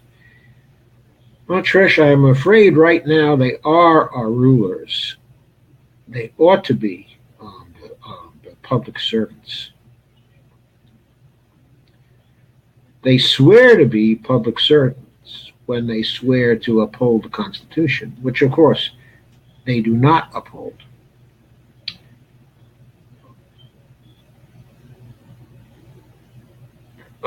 Real progressives, can't you do the admin duties and do the clear comment thing? Well, I'm not sure what you mean by the clear comment thing.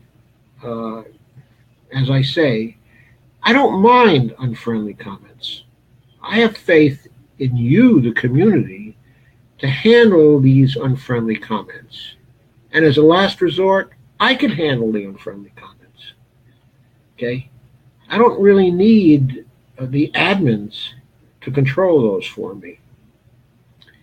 Is it just me, or does Jeff look like Tim the Toolman's neighbor Wilson? I don't know who Tim the Toolman's neighbor is, but I mean, to me, Jeff looks only like Jeff, and that's good enough.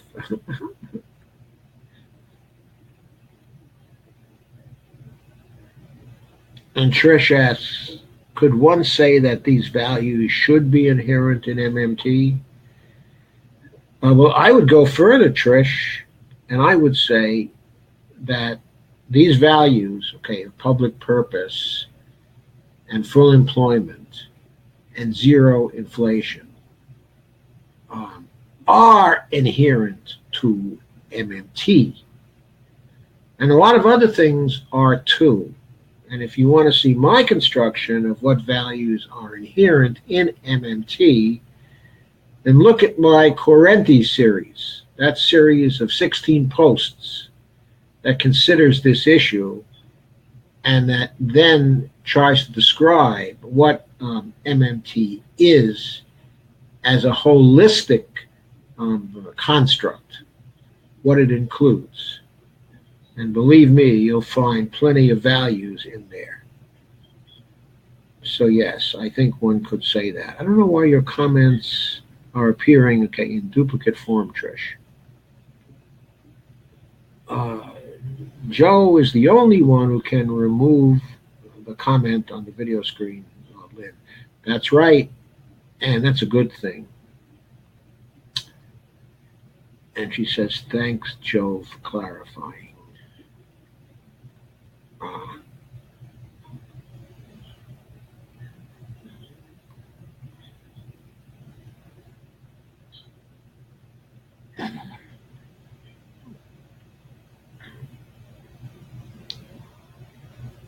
And Lynn wants to free me up from the admin duties, but some of them I don't want to be freed up from.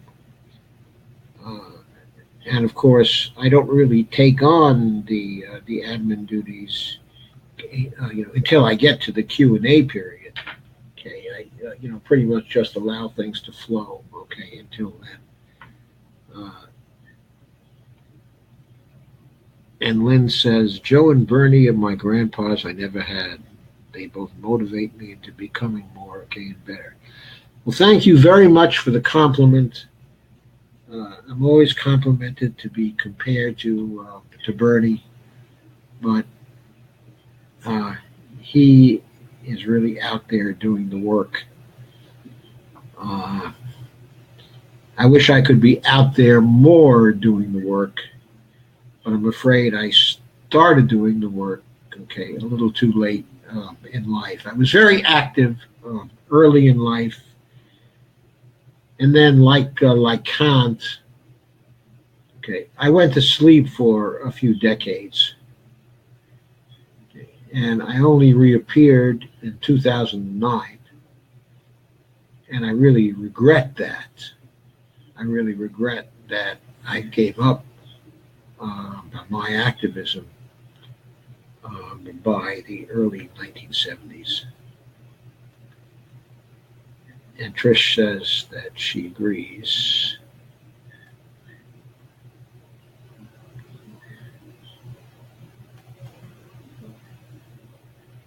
Kathy says, good night, Jeff. Good night, Jeff, indeed. You've been a great addition, and I'm sure you'll be a much, much greater addition as we move into the future. And Tricia points out, the real news now, it's Stephanie Kelton on recently, but they still use other economists who promote the same old myth. Well, the following is not well known, Trish. So I'm going to tell the story. When we held the Fiscal Sustainability Conference in 2010 at George Washington, the only news coverage that we got to speak of from a network was from the Real News Network, even though we were the counter conference in D.C. to the PGPF fiscal summit, which was kicking off. The press ignored us at the time, even though we contacted them all and tried to bring them to the conference. The only one who devoted any resources to us was Paul Jay's Real News Network. And they came, and they had cameras on for the whole conference. They remained for the cameras. At the conference were Bill Mitchell and Warren Mosler and Stephanie Kelton and also Marshall Auerbach and Randy Ray and Pavlina. They were all there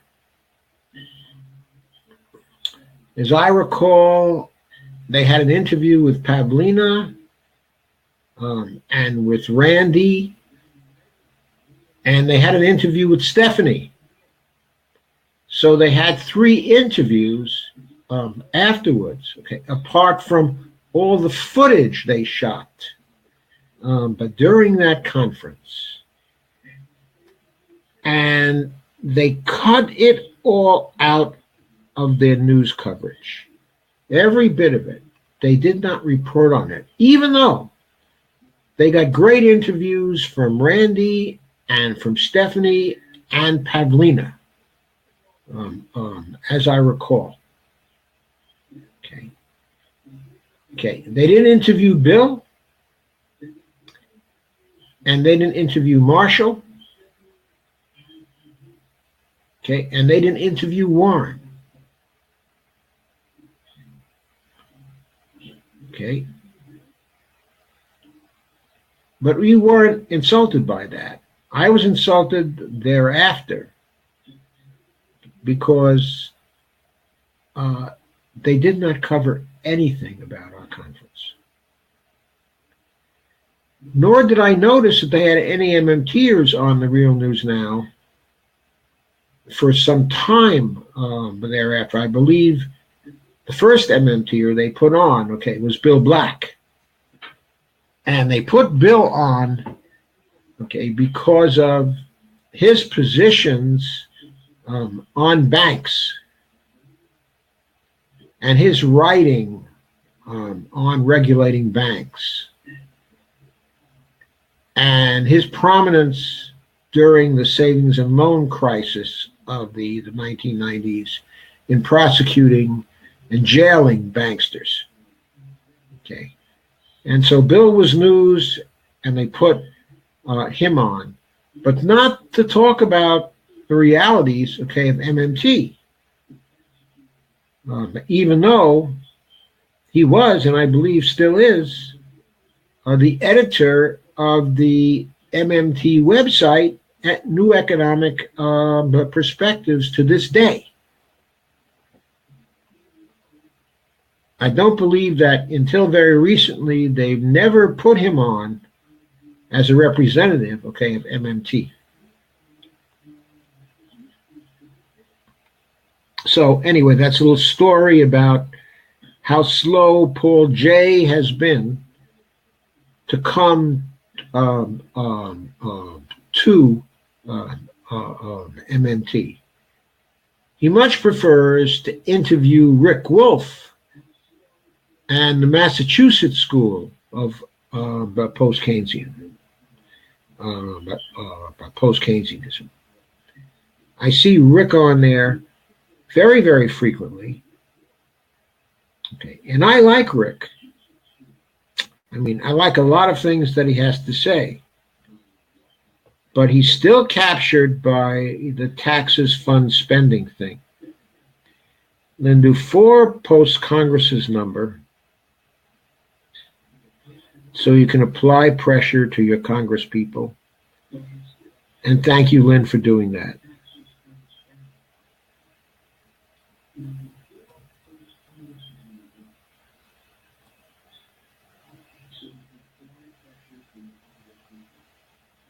And Tricia says, sadly, those positions all contradict each other. It is silly they have all these different economists on. I don't know if it's silly, but I'd like to see more debates among the economists. That's what I'd like to see.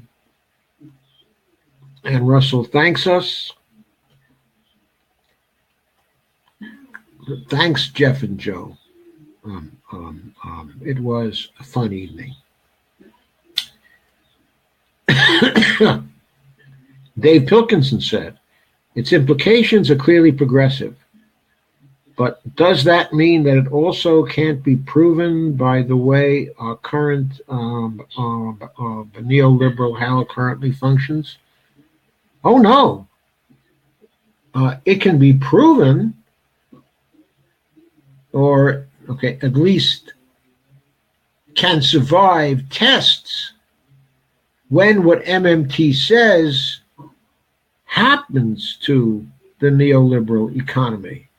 In other words, MMT tells us what will happen in terms of stagnation, in terms of the neoliberal economies but crashing, in terms of other characteristics that we will find in neoliberal economies. And those serve as tests, okay, for MMT until we can have more MMT-based policies, or I should say progressive policies, that are based, okay, on MMT analysis, on how those policies actually perform. Did I post that? No, I forgot to post it. So there was the question I just was answering by Dave Pilkington. Okay, it was a good question. Okay, so you can read it now.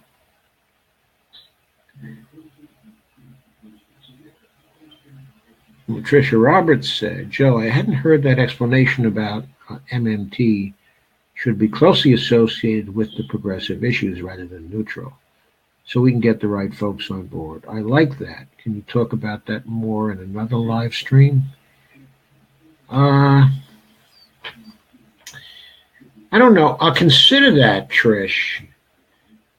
But there are so many other things to talk about now, and so many other things that are important to talk about from the standpoint of trying to block what this government and what the parties are currently trying to do to us, that I think I'd rather continue to concentrate my fire on that. But at some time in the future, I'm sure I'll have occasion to pick up your suggestion. I just don't know how long it will be. And Russell thanks me for the Hank Resort.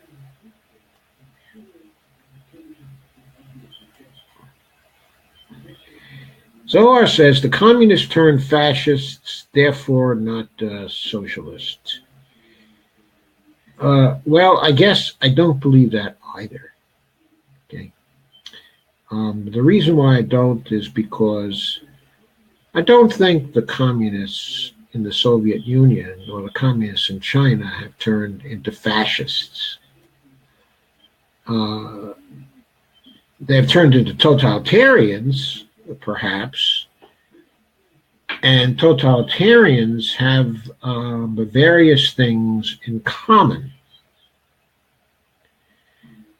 And certainly those are not things that are pretty or things that we favor.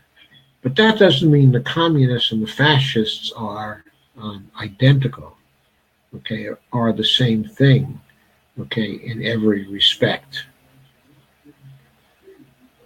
So I guess I disagree, okay, on that point. But the point has been made here before that democratic socialism is very different from the communist form, okay, of socialism, or more properly stated, from the Leninist form, okay, of socialism. Okay, and that is very true. And I can't see why you can't simply accept a distinction between the democratic socialism of the kind pursued by Bernie Sanders and the communist form, okay, of socialism. It's a rather clear distinction, Zohar. So, and the distinctions between the communists and the fascists, okay, those are also pretty clear. So I don't see why you're trying to muddy up the distinctions. Isn't it enough to say that both the communists and fascists are totalitarians? Okay, and forget about the socialist part of that. And Tricia Roberts says, the empire is trying to destroy Russia. I don't know if I would say the empire is trying to destroy Russia, Trish, but I would say that the empire is trying to establish its dominance over Russia, so Russia cannot challenge us in the places that we want to intervene, and also so that Russia can't interfere with our efforts uh, with the efforts of our corporatist state to exploit the resources of economies in much of the rest of the world. Okay, I think that if we could do it, we'd like to do the same thing to China also. But I think we will fail to do that in both the case of Russia and the case of China, that those states are too powerful, and that we will find in the long run that our best course, okay, of action is to try to develop very peaceful relations, okay, with both of those states, and that would be better for all concerned. I don't think the United States has to be the dominant power in the world anymore, or should attempt to be the dominant power in the world, or should try to be the dominant power in the world. The idea that there must be only one dominant power, that there can be only one, is, after all, basically a fascist idea, isn't it? Okay.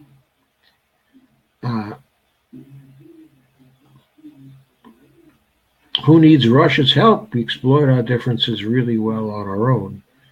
A very good point. And Trisha Roberts says, "Oh, Zohar, RT has heaps of left shows that address empire. Seriously, if it weren't for RT, there would be hardly any critique, okay, of empire. Certainly, there will hardly be any critique of empire in the United States. Yes, that's quite true." Okay. And RT does still have great shows. I think the woman who runs RT, who's a young woman, okay, whose name is Margaret Simonian, is a genius. I think she has done a genius job with that network. And she's prevented it, I believe, from being a very transparent propaganda mouthpiece. And in the process, she has performed services for the U.S. political system by reporting and revealing facts that our media will not reveal. Our media now doesn't tell both sides of the story or multiple sides of the story. It tells only one side of the story. It reflects only government propaganda or major party propaganda. That's all it does, 24 hours a day, 7 days a week. There might as well be Pravda, okay, and Izvestia here.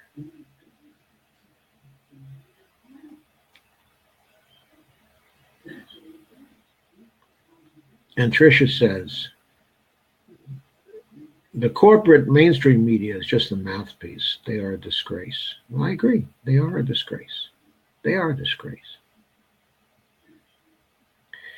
Can we ever have a Watergate again with this kind of press? I don't think so. I think the corporate state, in subverting the press, has outlawed any more Watergates. That's the real scandal.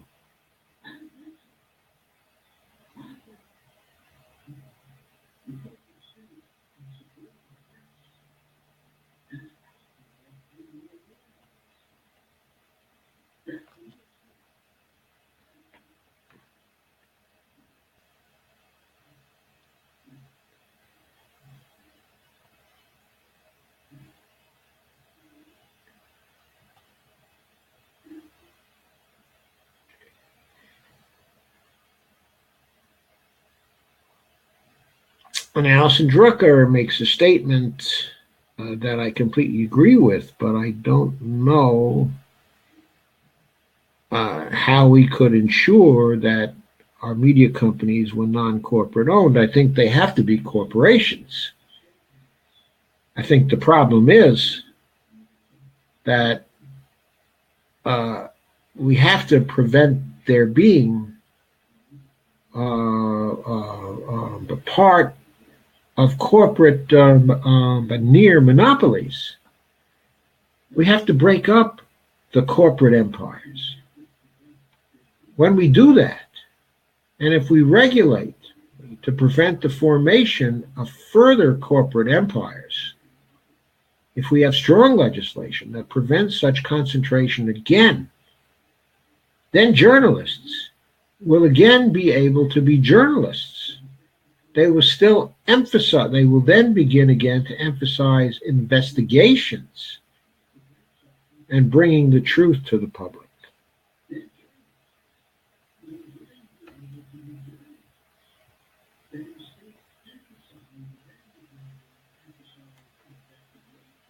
RT had Breaking the Set. Yeah, that was Abby Martin's show at one point, which was an amazing show.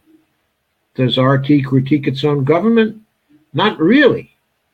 But we really need a mainstream news show that critiques empire, because MSNBC, CNN, and the like are useless and dangerous. That's why everyone is ganging up on RT. Yes. Yes, and why is it? Okay, why is it that one of the mainstream outlets is not actually defending RT? I mean, RT may be Russian owned, but it is a company incorporated here in the United States under our laws. So it is an American company. And as such, that company enjoys the right of free speech and free press. That right is not being defended by the mainstream newspapers or the mainstream media.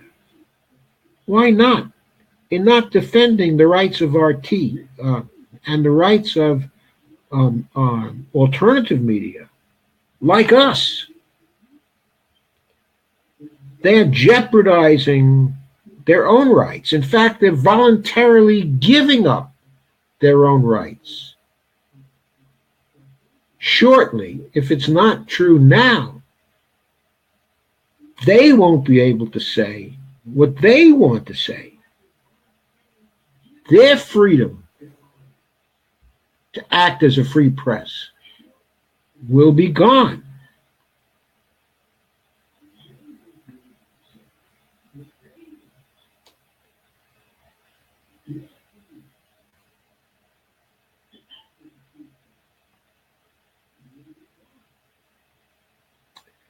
No, they are not. I'm not sure who the they is here, but that's probably a true statement, depending on who it is.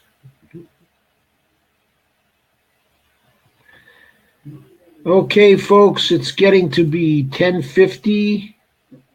I've enjoyed your comments, and I've enjoyed your questions. I had a very good time, okay, as I usually do with you. And so I thank you very much. And Trish, and Lynn, and Russell, Allison, thank you all very much for your comments and your participation. And I look forward to seeing you next week, certainly next Saturday, but hopefully I'll find some free time during the week to also do a live stream during the week on some very pregnant topic that I'm quite angry about. Okay. Mark Fabian says, I'm going to bed tonight with Lynn's dream in mind. Hopefully we can influence the cosmos to make it happen. Yes, Mark, I sincerely hope that is true. And Russ says, I wish my brain could store information like Joe's. No hope for me, though. Well, Russell, I wish my brain could store information like Joe's, but I'm afraid Joe is getting old, and certain things escape my brain that even 7 years ago would never have escaped my brain or my memory. Okay.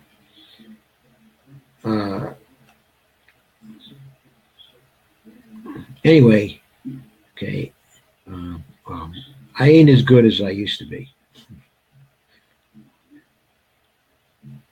So,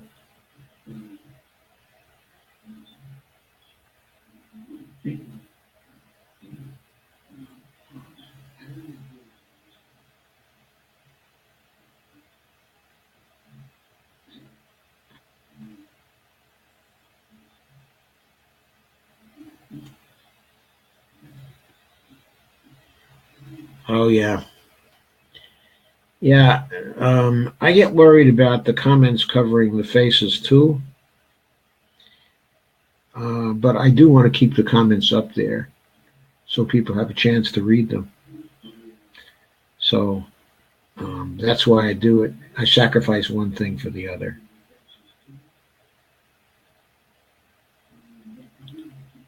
Mark meant when you had a comment hiding Jeff's face. Yeah, sometimes I have a comment hiding my face. Very disconcerting.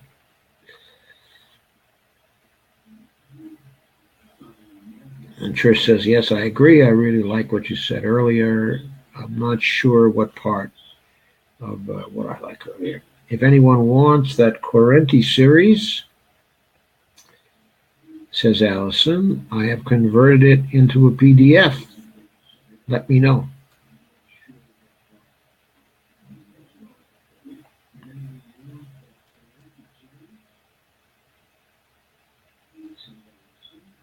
Oh, well, you may have noticed the philosophical and problem-solving side of my nature. Okay, because every once in a while, okay, it appears in these particular live streams that I'm interested in intellectual problems, okay, and solving them. And I get a lot of my kicks from trying to solve very difficult problems, okay, of that sort. So basically, during the late 1960s, I was seduced away from activism by the call of professional political science. Specifically, my goal at that time was to build a new form of social science that would reconstruct the methodological foundations of the social sciences and create a fused fact-value science. And I got really, really deeply into that while I was in academia. Now, fortune kind of intervened there, okay, because when I wrote a book on this, a very, very lengthy book, it didn't fit into publishing categories of the time. And the person who could have gotten it published before me got sick and never finished his review of the book for John Wiley, okay, and Sons.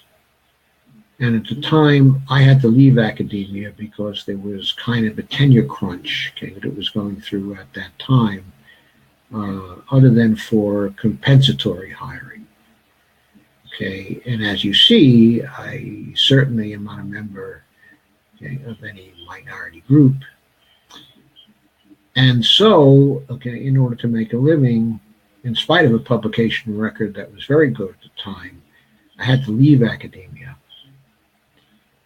And I had to go to work here in Washington. And then I spent the rest of my life here in Washington. I tried to continue my work on fact value science, okay, by integrating it with my policy analysis work. And for a number of years, I succeeded. But then I was seduced away from that in the late 1970s by the possibilities I saw in microcomputing. And I ended up having a microcomputer company, okay, of my own that I began and grew to a certain extent, but could not keep going due to a lack, okay, of capital. So basically, I came back to the social sciences, practicing social science in 1991. But not to political science proper. I came back to trying to make a living by doing contract research here in the Washington, D.C. area. And that took me back to statistical analysis, which I did a considerable amount of, okay, in my early years. And it led me into market research kinds of applications, and that led me into data warehousing applications, and that led me into knowledge management applications. Okay, and knowledge management was a fascinating area for me, and that again engaged, okay, my intellectual capabilities, because there are problems in that area of defining the scope of knowledge management and what it's about and what, okay, it focuses upon. And so I developed a research, okay, and training institute. I published some books in that area and did a lot of training for corporate people, okay, and for government people. And that sort of takes me all the way up to 2009, when I could not stand it anymore. I could not stand it anymore. I had to express myself in politics. And what I tried to do was to stay in the knowledge management area and continue to write on that. So 2009 was a transmission for me. I had a knowledge management blog that was also a political blog. Okay. But then the transition was complete by 2010. And I no longer did any blogs in the knowledge management field. Everything I did, especially when MMT came around for me, was focused on politics, because, you know, my intellectual capacities were engaged by MMT too. And so I saw some problems there that were worth my time, okay, and my effort. And of course, by then I was fully political again, and was aware of all that had gone on while I was stagnating in my slumbers, as Kant called them. Now I've written, okay, a number of books in the fiscal policy field, and for the time being, I'm completely hooked on that and on work in the democracy field. I am doing knowledge management work, okay, in connection with the help that I've given to Nancy Bourdier's effort to develop the IT side of democracy. Okay, but basically that's what I'm doing, and I'm also pushing, okay, the MMT aspect of it, of course, but very, very hard. So that's what happened to me. I started out as a young man. I let my interests lead me into a number, okay, of different fields. And by the time I awoke, I started out in politics. Okay, and by the time I awoke in 2009, I was 70 years old. So I thought it was time to get back to politics. So that's it, Trish. I gave you a long answer to that question.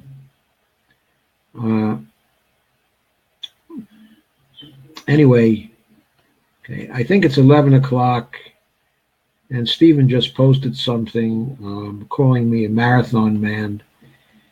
And, okay, well, I suppose he's right. I'm a marathon man. And I'm going to hear it from Bonnie when I get off, I'm sure, that it was too long.